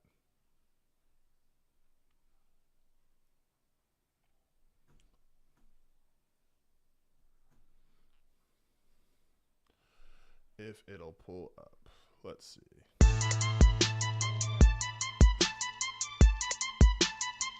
It's Monday, so we have to start the stop. We have to talk like a human being. That helps. Starting hour 2. We are starting. It is Monday, so that means hard right, hard left. Let's do it. Things that I got the most right and the thing that I got the most wrong. It's always good to give yourself a check and to just acknowledge when you are wrong. And, it never hurts to give yourself a pat on the back. Both are valid. So let's start with hard right. I have beat the drum all year that this Chiefs team, this exact version this year, I don't discredit the dynasty. I don't discredit what they've accomplished. But I did discredit that this team was that great. Yes, they would have, if they had won this game, they would have had all the reason in the world to celebrate. You couldn't tell them anything. Yeah, they would have had the three-peat. They would have had the 15-2 record, turn that into the playoffs, an 18-2 record, which would have been one of 3 teams all time to win 18-plus games in a Super Bowl. They would have had a top-tier defense. We would have known. They would have had the Hall of Fame head coach, the Hall of Fame quarterback, the Hall of Fame tight end. Okay, so this is all extremely valid, and I know I am a Chiefs hater. Like, just objectively am a Chiefs hater. 1,000%. Look at the old setup, man. Look at this shit. I had to fucking, oh my gosh. I've recorded in some places. But anyway, this is why you can't just be a box score person, in my opinion, because contextually speaking, I could get up here and say, if I was a Chiefs guy, you could get up here and say 15 plus wins. Andy Reid, Patrick Mahomes, a three-peat. And that sounds like one of the best teams ever. It does. The difference is you need context on how you got those 15 wins and what that team looked like. And this is right after the Super Bowl. I'm assuming, if I have my timeline right, it's right after the Super Bowl. And you got your teeth, you kind of barely scratch and clawed your way to get there, and then you get your teeth kicked in at the end. It's like, okay, Mahomes and Reid clearly situationally are all-time amazing. And that was true for this team. But this was not a dominant team at 15 wins, man. It just wasn't. The Hall of Fame defensive tackle, all that Chris stuff Jones would have looked great in a book looking back on the history of this dynasty of the Kansas City Chiefs. Yeah. I also never bought that this team was that good. 1,000%. I never bought that this team was the team that should have won another Super Bowl. Yeah. I spoke about this to start the first hour, is the regression to the mean was 1,000% real. The idea that the Chiefs were just squeaking by all these other teams, and Tony's going to come and join me later, and he talks about this of sometimes in sports it sounds weird and we don't like it because we want like this extra reasoning, we want everything to seem, logical. Sometimes it's not your time. Sometimes it's not just your day, and sometimes shit just works out for you. And the Kansas City Chiefs, this version of them this year, a lot of stuff just worked out for them. Yes, and that is still valid. And now, granted, where I'm wrong on this is history doesn't care, right? Like, history does not care that you were not, quote unquote, as great as your box score, right? Like, we view unless you get into like the really nitty gritty of it and you got sports nerds arguing at that exact moment, but like the Kobe Shaq three-peat, people are just like, oh, Shaq was clearly the best player on the team. And Shaq was. And unless you get into the nitty gritty of it, you don't realize Kobe averaged 28 points per game during one of those Western Conference finals. You're just like, Shaq, you look at his NBA finals, he got 3 MVPs. History does not use this fine-tooth comb. Man, that was a horrible pause face. This fine-tooth comb with discussing things until you get into the really nitty-gritty of it. So the Chiefs would have historically just been, they won 3 Super Bowls in a row. What could you tell them? But a lot of shit was just working out for them, man. And in real time, it was kind of maddening. It's like, shit was just working. Like, you weren't as good as your record says. Is it credible that the game against Denver, that yes, they had film on Denver not being a great kick blocking team? Sure. Gosh, that was so irritating. Do I also think it's semi-happenstance that Denver only had 1 kick blocked all year despite that shaky line and had no kicks blocked up until that point? Do I think it's legitimate to say the Raiders are not a well-coached team or weren't really buttoned up and principled? Yeah. Do I also think it's lucky and just happened to be their time that they made that mistake on Christmas against the Chiefs? The kick against the Chargers, Harrison Butker just wanted it to roll in. Again, this team, when you look at the names on paper, you're going to see Mahomes, Kelsey, Chris Jones, Andy Reid, Steve Spagnuolo, all the things, Trent McDuffie. You're going to see all the things that would say, yeah, this is clearly the team that three-peated. This was the crowning piece or the peak of the dynasty. But if you actually watch them play, and I know Chiefs fans, and again, I'm a hater, and I'm not even telling Chiefs fans to really acknowledge this or to like this, because I guarantee you, if I was in your spot, I wouldn't acknowledge it either. I'd be mad about it as well. But this team, this year, was not the team to win a Super Bowl. And it showed when they had to play top-end competition. Now, they have this mystique about them. The Patriots used to have this, where teams just do shit the bed against them. Buffalo in the playoffs, a great example. The Texans, you could even tell, were playing with an edge, whether you want to say that's right. This was their best single advantage all year. This is still true. The Chiefs, up until last year, where you finally saw the armor start to crack and you saw other teams taking advantage of it, this was their biggest strength, is that you were scared because you had your heart broken so many times by this team and by these core group of players and by this coaching staff that did live in the back of your head. And this happens to all great players. You don't actually know when a great player truly, truly loses it or loses their first step more specifically. A lot of great players fall off a cliff. But when that first step is gone, you don't actually quite know yet. And you give that name value so much, you give it so much value that you do treat them like, oh, well, I know they're going to be able to pull this off.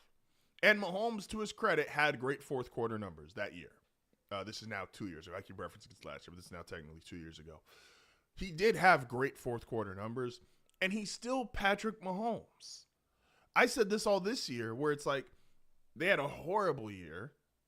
And if you asked me going into the 2027 season, man, I keep getting great pause faces. Just fucking, Jesus. Who's the best quarterback in the National Football League? It's still Patrick Mahomes. Josh Allen is incredible. Lamar Jackson is amazing. Matthew Stafford just won the MVP. Joe Burrow, 15 in Kansas City, is still the guy. I never discredited that. I just wanted to be honest about the season he was having. Referee or Kansas City driven, the factor's still there. But the Eagles weren't scared of them. They went for it early on fourth down. The Eagles walked into that game and played that game yesterday like, we are the better team. We're more physical. We're more talented. We are just better than you, and we are going to kick your ass, and you're going to have to deal with it. And that's what they did. They kicked the Chiefs' ass. They deserved the win. They got it. And this team, this year, I don't care about the names. I don't care about the resumes.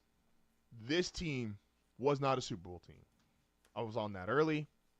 And did it take until the very last game? Yes. Because that's, to their credit, how great Mahomes and Reed can be in these clutch scenarios. And I do believe they're great in clutch scenarios. Like, two things can be true. I can acknowledge that you're great in these situations, and I can also acknowledge you got a little lucky. Facts. So, my heart right, the Kansas City Chiefs, the 2024 version, we're not a Super Bowl team. And I was on it all year. I was very loud all season. This was not like, I just got to kick them because they were in the Super Bowl and it's like, I just don't believe it. Like, no, I was on this all year. It just was too much shit happening. It was too much weird happenstance. I was like, this ain't it, man. I don't know what. Again, there's different rules and there's always different circumstances for why teams are great or why things happen. But there was just too much stuff happening with that Chiefs team where if that had won the Super Bowl, and I'm consistent. Let me be very clear. I'm going to be very, very, very clear here. We discussed on group chat, it was a quick conversation. It was probably like 2 months ago. And it was like, what's the worst quarterback to ever win a Super Bowl? Worst quarterback to make a Super Bowl, worst quarterback to win a Super Bowl. And I forget the make a Super Bowl. It was like the normal names. It was like Rex Grossman with the Bears in 2005. You go back to some of the older quarterbacks. But it's like, who's the worst quarterback to win a Super Bowl? And I have been very consistent about this opinion. The worst quarterback to win a Super Bowl is Peyton Manning in 2015. Objectively, and I loved that year. It was an amazing time. I loved that Super Bowl night. I was drunk. I had a great time. He was benched that season. He was not good during the playoffs. He was still mentally Peyton Manning in some regards. Like, there were certain play calls that you could tell where it's like, okay, He knows what he's doing because he's seen everything a million times. But objectively, the worst quarterback to ever win a Super Bowl is 2015 Peyton Manning. And even though he got his second ring, I'm biased, and because it was for my favorite team, I view it just as much as anybody else. But the reality is, like, Peyton Manning, the Peyton Manning that we all knew and loved, well, some of us loved, some of us didn't, is a 5-time MVP with 1 ring, is the reality. Like, Von Miller and that defense, no-fly zone, they carried Peyton to that second title. But again, historically, we just look at it and go, oh, Peyton's got 2 rings and he's got 5 MVPs. So he's obviously one of the 4. Now, he's still, to me, without the second ring, one of the 5 greatest quarterbacks ever. I think he's one of the 3 greatest quarterbacks ever. But that will do down the line. And so what Peyton did and accomplished was absolutely incredible. So, but he's the worst quarterback to win a Super Bowl. And the Chiefs, that Chiefs team would have been one of the worst Super Bowl teams. There's just no if, answer, buts. They would have been one of the worst Super Bowl teams of all time. Hard left. This is my apology. Obviously, we're keeping the Super Bowl theme for the day. Nick Sirianni, I was wrong, bro. And I don't know how I was wrong. And that's the question I do about think Nick Sirianni. Sirianni is now accomplished enough, you have to say he's a great head coach. Playoffs every year, 2 out of 4 seasons, get to a Super Bowl, just won a Super Bowl, dominating the dynasty of the NFL. You got to say he's Listen, Nick Sirianni is the most impossible. They're going to hate me for this take. This is a little bit of revisionist history. Because I said Nick Sirianni was great. And I think that there is a level of what you've accomplished, because so few people truly accomplish this stuff, that we have to keep that in mind when evaluating coaches, players, etc. I also think that, like, do I know if Mark Daigneault is a great head coach? I think so. But I said this with Eric Spoelstra, like, we weren't convinced about Eric Spoelstra until post LeBron James. Daigneault has the best GM in the sport, the current 2-time MVP, and they tanked their way into multiple top 5 picks. And they have the best roster in the sport by a mile. The Eagles had Saquon Barkley, the best roster in the sport. It's tough. Like, again, so few people actually win a Super Bowl or have the amount of success Nick Sirianni has had that I feel you have to give him credit and you have to almost elevate him to this great class. But man, I don't know. It's tough. great head coach. And I think I don't believe that you have to play the sport in order to really understand it. But I do think certain things make more sense if you have played, obviously. Agreed. And I think this might be it. I think there's a handful of coaches in the NFL currently who the average fan can't understand. We can understand McVay, Shanahan, Andy Reid, Sean Payton, these guys that are really XOs, brilliant, and have these really cool schemes and get guys open. We can understand that as fans. But if you've never been in a locker room, specifically a football locker room, if you've never played football at a really high level, I think it's harder to understand the Dan Campbells of the world, the Nick Siriannis of the world, these guys who just build a culture and get guys to really buy into the message. I think 1,000% accurate. Man, I'm fucking good at this. So, listen, there is absolutely something to, like, if you're just, man, I keep hitting these fucking horrible pause faces. If you're just smarter than people, like just objectively brilliant, it is easy to impress brilliance. Like, you could just, test scores, for example, if you want to take it to like really young kids. Like, I worked with kids for 7 years.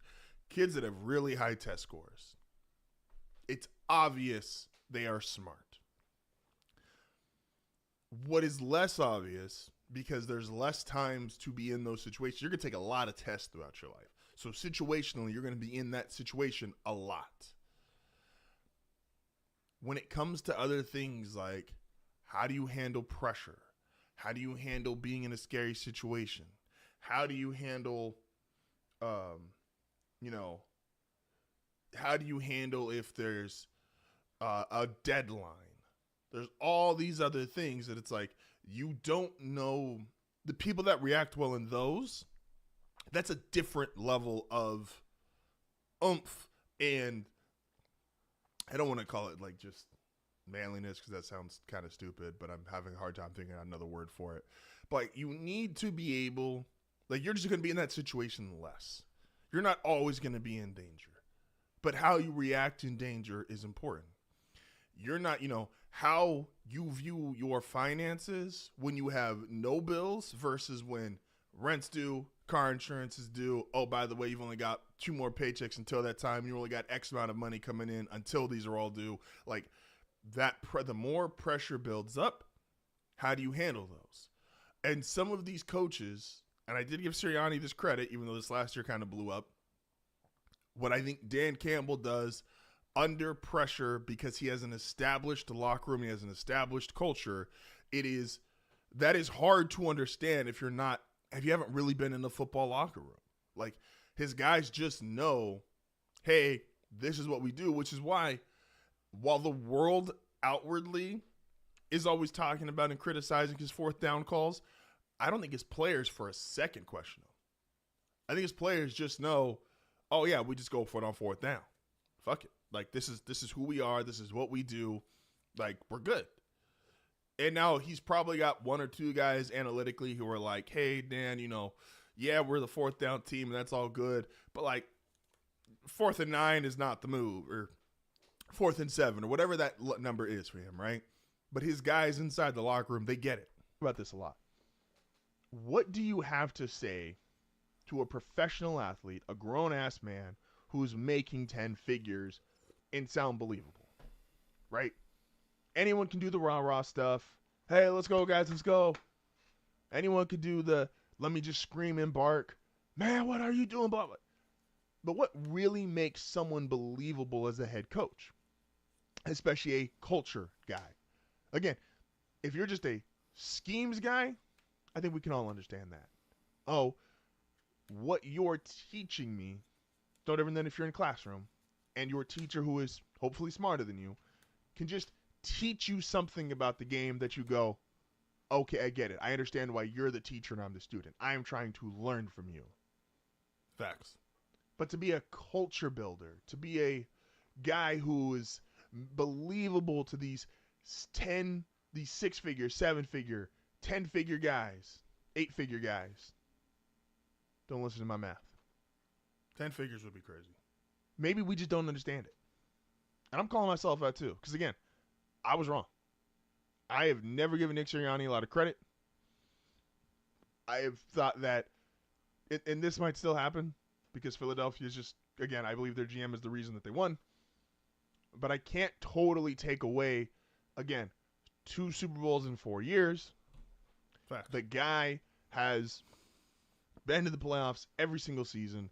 They were a 4-win team before he got there, and I know there's history there. When Reed was there, they were good. When Peterson was there, they were good, and they won a Super Bowl. No, and I'm kind of remember the end of this video, and so that excuse me, all of that is I agree with this. So I agree with myself from over a year ago, which is kind of part of the reason of doing this, because I know there's a lot of times where it's like, hey, are you just saying this in real time versus are you saying this, because historically you feel like this has been true. The Sirianni deserves credit. Now, what level of credit we can debate and what level of credit, there's always going to be arguments. There's always going to be different conversations. That's what makes sports fun. But I also think that because, again, so few people hit these kind of moments, that we got to give him something. Like, you can't just say, oh, he's never been good or he doesn't deserve. Like, you got to give him something, right? So Little tough, but that's just I do believe that is like I believe in both of those. I don't think that Kansas City team was an all-time great team. I think that showed to be true, and I do think you have to give Sirianni something because again, that was an all-time Eagles team. Like as much credit as I don't want to give the Kansas City Chiefs, I have to give the Eagles credit. They whooped their ass. And he was the coach. That whooped their ass. You beat Andy Reid and Patrick Mahomes. That same credit that we would have given the Chiefs historically by saying this team three-peated, Mahomes, Reid, Chris Jones, Travis Kelce, that same thing you have to, like, he would have been given that same level of credit had they won. This is the reality of it. So let's go to another one. This one's more recent. This one is regards to, it looks like hard left, hard right. Please, you guys, like, subscribe, go back to some of these. Would greatly appreciate it. I've been doing this for 10 years, and it is, at this point, it's my passion project. And I've been very blessed to be able to do this with a handful of people. Would love to be able to do this as a career, objectively. Like, I'm not trying to hide that. I would love to be able to do this as a career. I put a lot of time into this, a lot of effort. There's a lot of things that I've missed because of doing this. So to anybody that can, would greatly appreciate it. Let's see here. Here we go. So this is more recent. This one is talking about the Spurs and the Thunder. So it is a Monday, and that means top of the hour. We got to do hard left, hard right. The thing we got the most right, thing we got the most wrong. And I want to focus on the majority of the NBA season because obviously we've been talking basketball here and there, but football's always going to be dominant during its run. Yeah. And so to now move on to basketball, the things that we have been the most right and the most wrong up to this point in the NBA season. We're at the All-Star break, the unofficial halfway point because it's not really right in the smack in the middle. But here we are, starting with hard left because let's get the negative out of the way. I was, and this seems crazy now, but I was very skeptical of the Spurs to start the season. And my skepticism of the Spurs came from, is Victor Wembanyama already that guy? Now, we all know. I had this opinion, and I was wrong. I had this opinion pretty much all year and in the all off season, which is that I'm aware what Wemby could have been.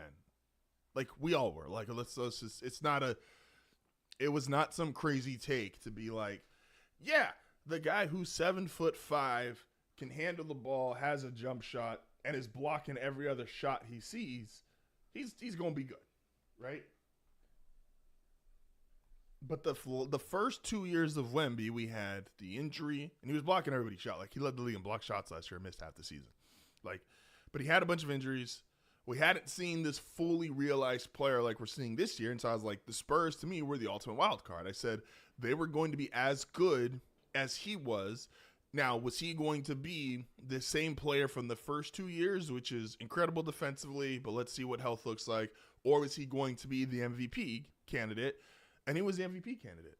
So the Spurs deserve the success. Wemby's been amazing. I don't feel bad about that take, but I was wrong because I wasn't sure, and I was far more hesitant. No, the measurable stuff, right? We know he's 7'5", 7'6". I feel like some days he's 7'8". They keep increasing his height. They were doing crazy. We know the ability was always there. He led the league in block shots last year despite only playing half the games. And we've seen the stuff that he does that is just extraordinary. Being a guy that height who can shoot threes, who is agile, but he's had injury concerns. Leading into this year, he's had injury concerns, and he missed time this year. And with that, it's like, hey, look, man, I'm going to be nervous when you have a body type that the only thing we have to reference it is a bunch of guys who have also missed significant periods of time. This is also valid, and he has proved now to be the exception, but this body type will forever be questionable. You are a big son of a bitch, and if you fall, it hurts. Fall damage is real. All the other guys who are even remotely close to Victor Wembanyama's body type are injury-prone career players. Facts. And then, not just getting past the injury part, I'm like, is he... Yao Ming is in the Hall of Fame and is injury-prone. Like, this was objectively true. ready? We knew defensively he was already there. Again, he led the league in block shots last year despite not playing half the games. So we knew defensively he was already the guy. But I was like, for this Spurs team to take the next step, he was going to have to be MVP level. Like, that's just his reality. He was going to have to play like an MVP, like one of the 5 best players in the sport. And he did. And man, he's done it. This is one that I was wrong from game 1. If you remember his first game of the season, he came out, he was hitting threes, blocking shots, he scored 30. It was just this, wow, what are we watching? It was one of those truly celebrated NBA regular season games. Okay, so they're not both coming out today, but the video that's coming out today is a part of a new. I'll just be very. And I have one about Steph. And when you go through the careers of all-time greats, and this is something that I realize, and this is unfair, but something Shea doesn't have yet, and Wemby's already got it, is like you need these memorable moments. And maybe that sounds stupid or unfair, or like, well, that's not real analysis. But like, we remember Steph's 54 in New York. Remember Steph hitting the 40-footer against OKC. Like, there's these very memorable things that stick in our head. Wemby having that opening game was such a, oh my gosh, we're here, man. And as basketball fans, that's so exciting. It's so exciting. It's so cool. Like, it was literally the premonition for the alien is here. I called him Thrag this morning. Thrag is here, motherfucker. Get ready. Media, you can't take those away from us. I promise you, like, we're going to get into that more tomorrow. But it was just this culmination of like, wow, is he already one of the 5 best players in the sport? And it sounded a little hyperbolic on game 1, but as we've now seen the Spurs season play out, and this is one of the things I'm happy to be wrong about, guys. I love being wrong if it means we have more great basketball, we have more great sports product. I'm so glad I was wrong about Victor Wembanyama. And I'm not the guy who's going to go, let me double down on being wrong because I just really want to be right so bad. Anybody that knows me, one of my favorite takes that I'm wrong about is that I wanted Justin Fields over Pat Surtain. So glad to be wrong about that. And then I also wanted Marcel Darius over Von Miller. It's 2 of my favorite, gosh, I love being wrong takes of my life. And Victor's been so fun to watch, man. I'm glad I was wrong. That I'm just going to deny what I'm watching. And he's fantastic. He's amazing. He is still, his blocks have gone down, but that's because guys don't even try him anymore. There was a moment during the first 2.5 years of his career, really just a year because he's missed time. A year of playing basketball, guys like, oh, I could challenge him. I could go to the rim. And they were getting everything was getting shit tossed. Like everything was boom, just out of here. Now you've seen a guy whose impact defensively is so great, guys don't even attempt to put shots up.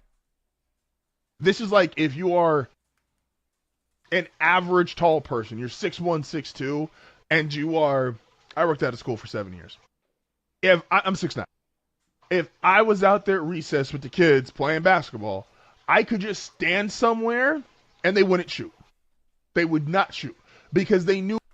This is a lie. They would shoot. They would try me. And I was sending this shit back across the playground. The reality of them attempting to try to shoot the basketball was I was going to block it. They had no chance. He's doing that to professional athletes and NBA players where guys are just getting in pump fakes or dribbling around them. They don't even want to attempt it. Like, there's only a handful of games you can point to all season where his defensive impact has not been as dominant as anyone in the NBA. Like, that's how great he is defensively. This is also a great example of how stupid Twitter is. So there was a thing, because Game 3, then again, the Spurs blew a big lead in Game 3. Victor was not as dominant as he has been. But it was this idea of, like, they had shown a couple of shots where, like, he didn't close out on the shooter as well as they thought he could have. And it was like, man, I got an opinion, but y'all ain't ready for it. And it was essentially this idea that it's like, oh, Wemby's not actually that great of a defensive player. It's just the fact he's 7'5", and what that creates for somebody. Man, look, we have not seen a player. Like, if you're just, Dikembe was incredible as a shot blocker. Yao was 7'6". Dwight Howard is a 3-time defensive player of the year. We have never seen a player just take the entire painted area and go, you're not allowed in here. And that's what he does on a day in, day out basis. That's why he's the unanimous defensive player.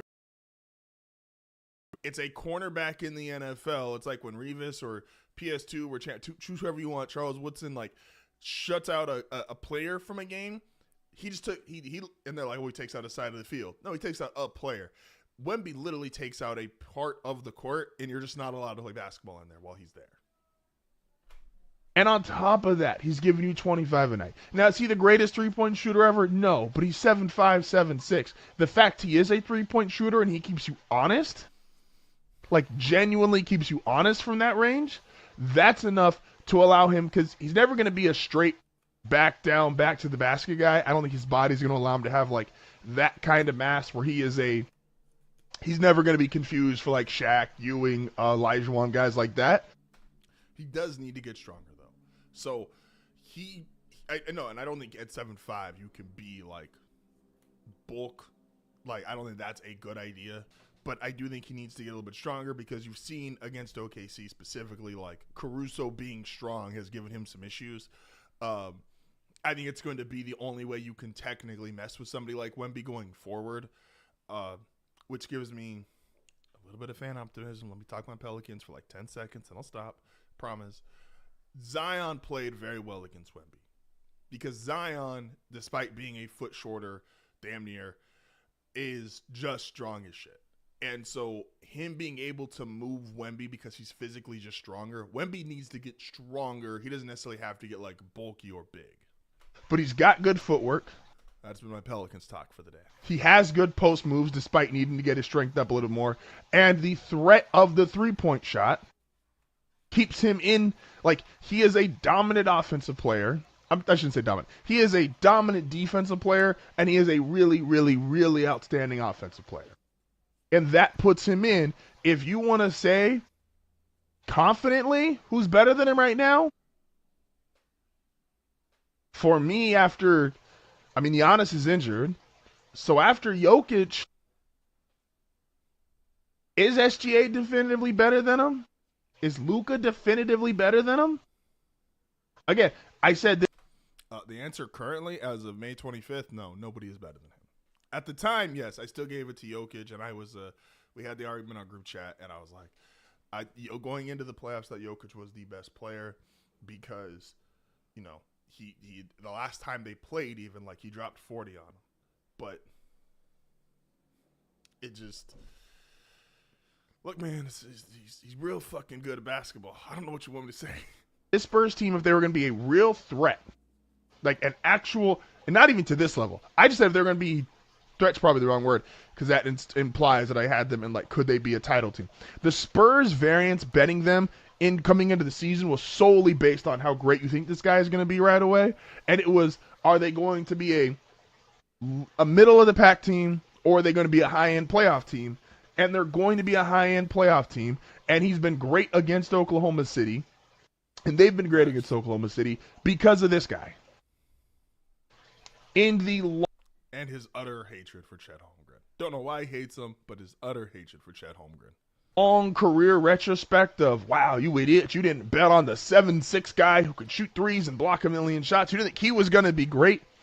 No, I had my skepticism, because we've seen the body type, maybe not quite as tall, maybe not quite as agile, but we've seen the body type fail on several occasions. We just have. I would have told you the beat had no way to bust. Look at me now. So that is our hard left take, even before we had all-time hard left right there. hard left was we were wrong on Victor Wembanyama entering this season. Let's move over to the other top of the Western Conference, which is our hard. It's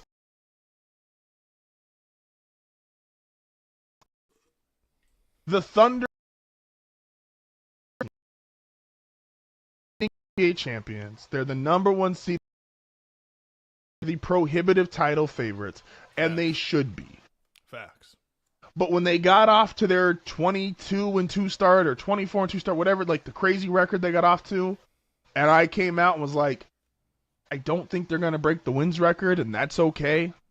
I don't think they're the 2017 Warriors, and that's okay. You can be the best team in basketball and not be the greatest, potentially greatest team ever. Yeah. And I got a lot of immediate pushback and there was a lot of media who was saying, what? The Thunder, of course they're the best team. They could compete with the Bulls, the Jordan Bulls, the Warriors with Steph, KD. And I'm like, no. They are an incredible defensive team. And I know it's controversial to call them that, but they're a great defensive team. They have an MVP, good role players, two guys who have the potential to be great on any given night in Chet and J-Dub. So this take is truly just the facts of, listen, would you, when you're looking at the all-time greatest teams ever, your top-end player has to matter. So when we go through that, is anyone going to say SGA is better than Steph? No. Is anyone going to say no? Is anyone going to say SGA is better than Durant? I know him being the greatest Thunder ever is different than being the better player. And so he could be the greatest Thunder because he's gotten them a title, but he's not a better player than Kevin Durant. Is he a better player than either Kobe Bryant or Shaq? Because I think those Lakers teams are in conversation. No. Is he a better player than Michael Jordan? Obviously not. Is he better than Scottie? That's the first player that is a real conversation. So that has to matter of like, are you as good as the best player on these other all-time great teams? And he's not. Is J-Dub or Chet Holmgren better than the second best player on these teams? Well, depending on who you feel like, KD or Steph, again, no. Kobe, no. Pippen, no. SGA and Pippen's an argument. J-Dub, Chet Holmgren is not an argument with Pippen. Then you got to go to, okay, well, what is your super skill? For the Thunder, it is their defense. They are a defensive team. Again, I know the fouling. I don't care. I don't think that them being overly aggressive on defense is the problem. Defense better than the superpower that is Shaq being unstoppable. I don't believe so. Is it better than the greatest three-point shooting team of all time? No, it is not. Is it better than just, hi, my name is Michael Jordan, I'm the greatest player ever? No. And then it comes down to like, and you see it where I think the thing Wemby proved in game one, and I'll kind of reiterate this point later in the week once the series is over, Shaq has become like this weird figure because the three-point shot has taken over the game. And it's like, well, who could stop Shaq? And the last 5-6 years, the answer's become nobody, but who cares? Shaq can't play defense on a guard, and we're just going to shoot threes and make more threes than he can dunk. I don't know. I watched game one of the Western Conference Finals, and while Wemby's not Shaq physically yet, he is the biggest SOB on the court, and he was dunking on everybody, catching lobs, and he was just too big to deal with. And I kind of feel like Shaq would get you that same thing. So how do you deal with Shaq in 2026? The answer is you can't, because you can only shoot threes at a certain rate. Shaq will dunk all game. Like, basketball is meant for tall people. It is meant for bigger people. So, and again, you can be a two-time defending champion. You can be a dynasty. I don't think any of Tim Duncan's Spurs teams were better than the Warriors. We're better than the Bulls. We're better than those early Kobe Shaq Lakers. And Duncan's one player ever. Like, excuse me. So, yeah, I stand on this. And J-Dub's missed some time, and Chet's missed some time, and SGA's missed some time. Shout out to those. And they're no longer going to be. I don't think they're eligible anymore to even get the wins record. But that's fine. I said they were never in that actual tier, despite the fact some people wanted to say, "What we always do this with every any defending champ who gets off to a great start. We want to put them in conversations they're just not ready for yet." Also, this season specifically, because of all the tanking, I do think there is going to be a lot of, hey, were the Pistons really a 60-win team? Were the Thunder and Spurs both 60-win teams? Like, the amount of teams tanking and giving away wins, essentially, I do think puts an asterisk specifically this year on who's winning games, how many games you won, and stuff like that. Again, historically, we won't look at it. Historically, we won't care because we don't ever historically, on a grand scale, look with a fine-tooth comb. So, we do this with every sport. If the Seattle Seahawks get off to a 6-1 start next year, and the defense is amazing still, and Sam Darnold's playing great. Sam Darnold, if you look at his first half or second half of the season, the first half he was truly playing at an MVP adjacent level. The second half he started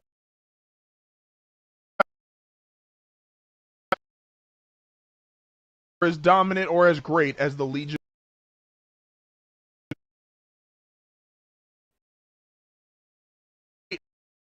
New England team. We always are going to overrate the champ when they get off to a great start. But the reality of why that stuff is so rare and so impressive, reason why other guys don't, even guys who have multiple titles. Tim Duncan's you could argue, one of the 5 greatest players ever. Never went back-to-back. I use Tim Duncan for a lot of scaling and a lot of comparisons because, I think it's necessary when you're talking about the greatest ever at stuff, and Duncan, I do think, is unfortunately left out of a lot of these conversations because stylistically he's not the most fun to watch, but you can't argue with his career or results or just how amazing of a player he was. But you can't argue with his career or results or just how amazing of a player he was. So I do like bringing Duncan's name up a good amount. Like, to win consecutive championships, that's fucking tough. It's hard to do. There's a reason why it is reserved.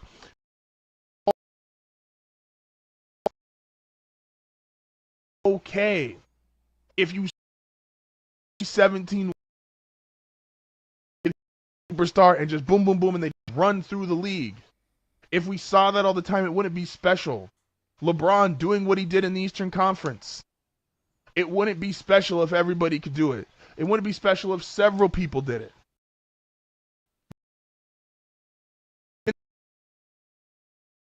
We remember those teams. A lot of guys get one. A lot of teams get one. But let me know down in the comments if you guys think, like, how highly you rank this Thunder's team. Like, are they, like, if you were to go, let's use the Duncan Spurs as, like, are they better than any Duncan Spurs team, which I think is like that tier right below the Warriors, the Lakers, the Bulls. I feel like I'm missing somebody. The Heat team, even, I would argue they're probably a little bit below them. Any individual Spurs team, like, let me know where you would rank the Thunder. Going back-to-back makes you special. Going to 3 straight makes you elite.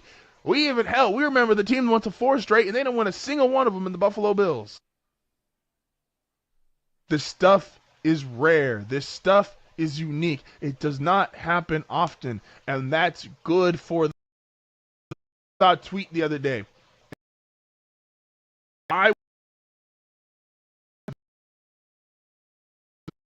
And I agree with it. Like, I get to say, I watched Steph Curry from the start of his career to the end of his career. I remember the Madison Square Garden 54 points where he put his stamp out there. I remember the OKC game pulling up just past half court, boom, hitting the 3. I got to watch the best shooter ever. I got to watch super dynamic athlete, one of the 2 to 3 greatest players ever. I got to watch Shaquille O'Neal be this overbearing big man. Just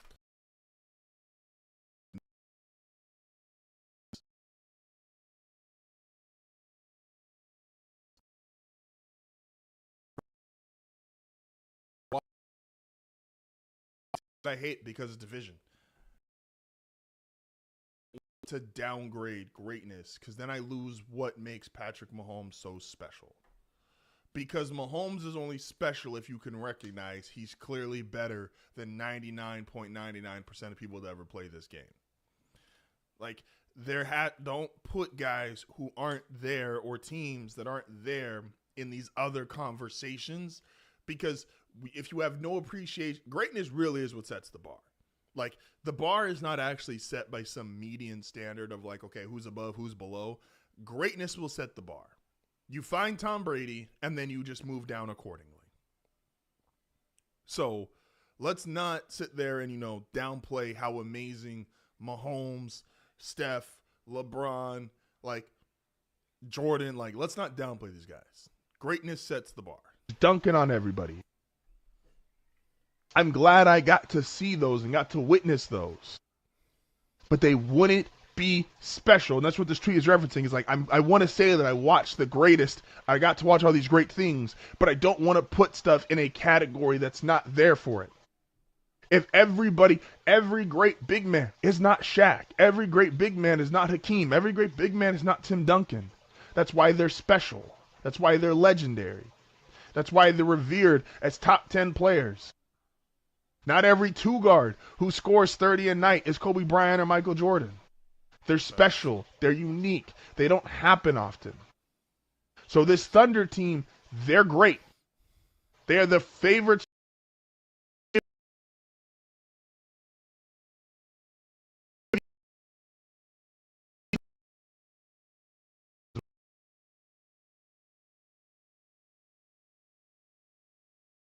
No.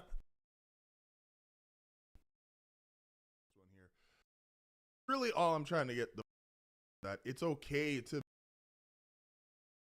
Again, this Thunder team is clearly exceptional. Thunder team is clearly seen. This Thunder team is they're just clearly amazing. Like, there's nothing else to say. But there is still a gap. There is still a like, I wonder why that ended. The TikTok one ended, but we'll figure that out later, I guess. There's still a gap. There is still you can be one of the greatest and not be the greatest. And I don't think that should be viewed as an insult. Respectfully. I just don't think it should be viewed as an insult. So that's just something that I think it's got to matter, because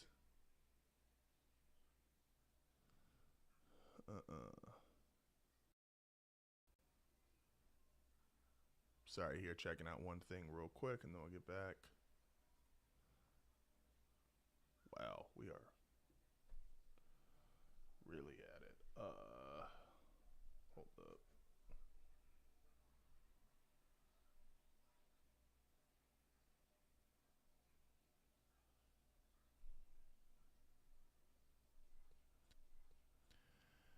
One moment. Go. Okay. There we go.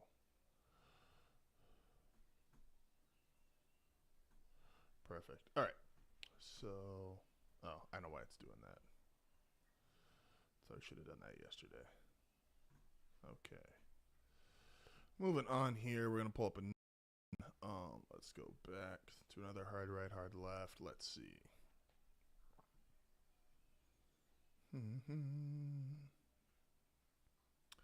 I don't want to do another Thunder one because that's just not going to make for good.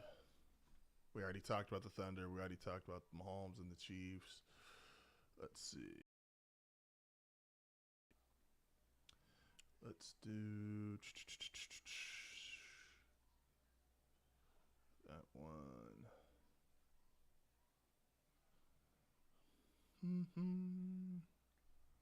Why would you say that?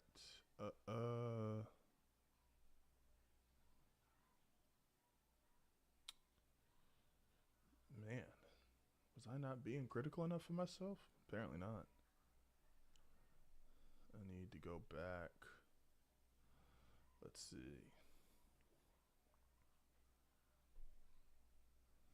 Pulling this up right now.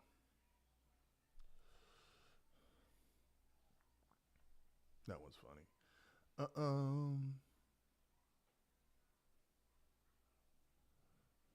Shout out to me, man. Every now and again I get a little sad, but I got some videos on here, man. I'm looking at just popular videos. I got a 7, I got a 6, I got a 5. I got a couple thousand. Did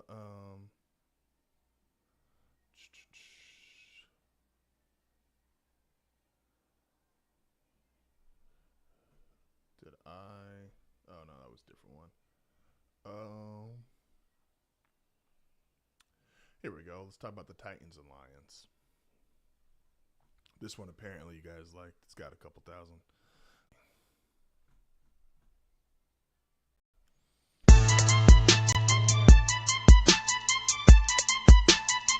It is Monday, so you know what we got to do on Mondays.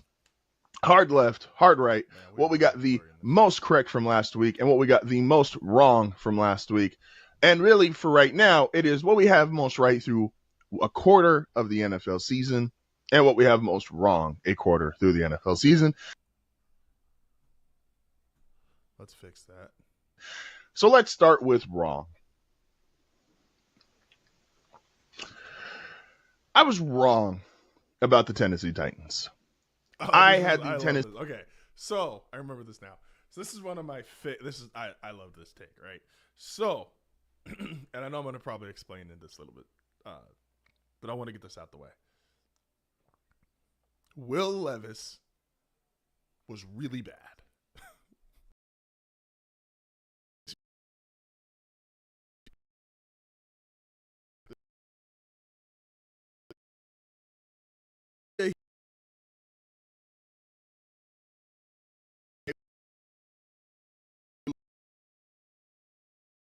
Real time. We saw the interception. It's like we saw.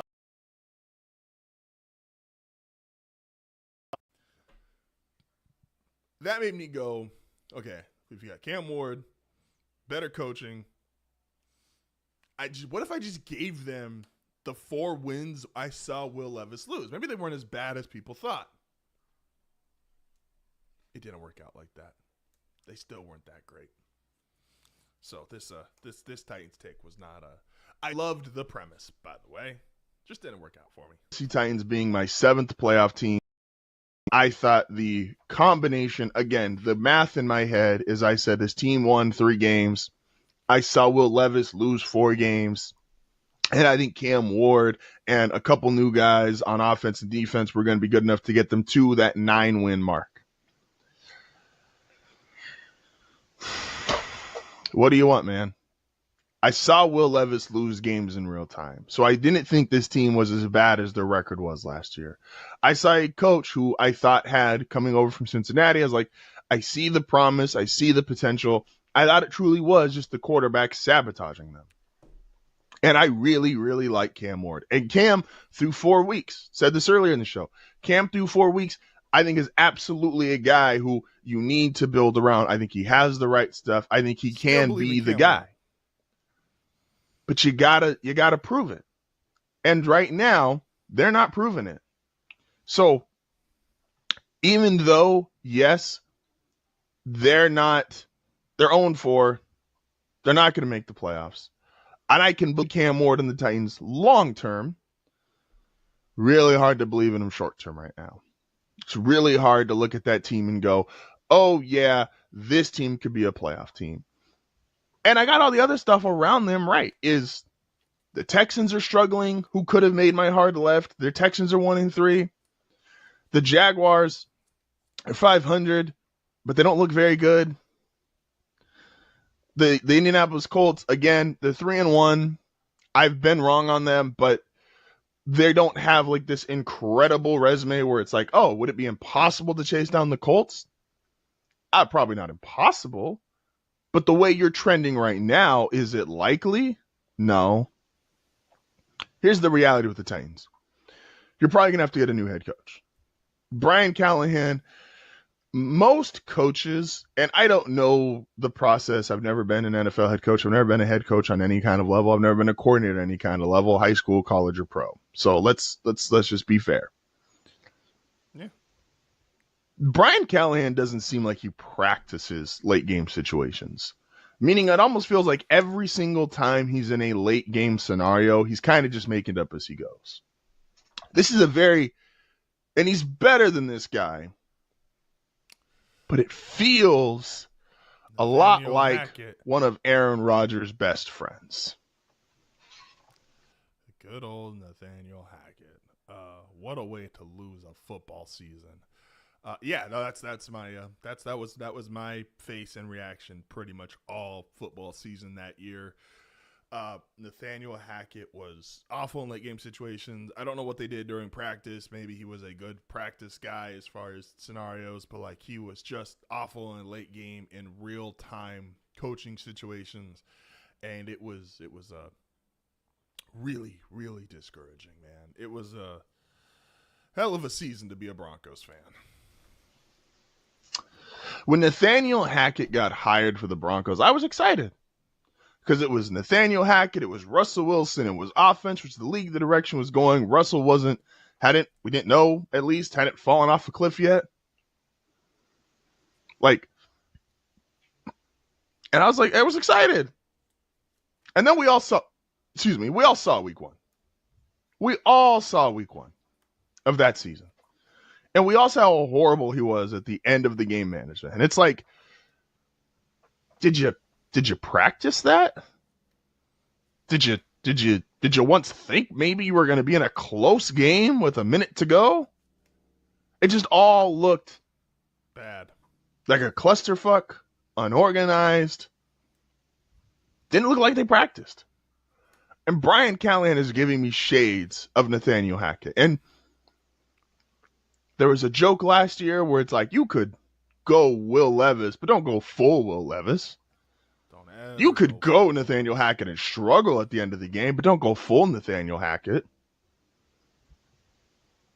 Like, a lot of coaches struggle with game management, and it's hard. Genuinely, it's hard. But you can't be that bad. And Brian Callahan is struggling in a lot of late game management, a lot of late game situations, to the point of you're looking at him going, Did you practice? Did you ever think maybe we might be in this spot? Like it's just weird, right? Like it's just objectively. I always say this, and it's I want to make sure that I'm consistent about this because I am not an NFL head coach. I am not somebody who I don't think my opinion should be raised higher than those of the people that actually do this job for a living. But in fans,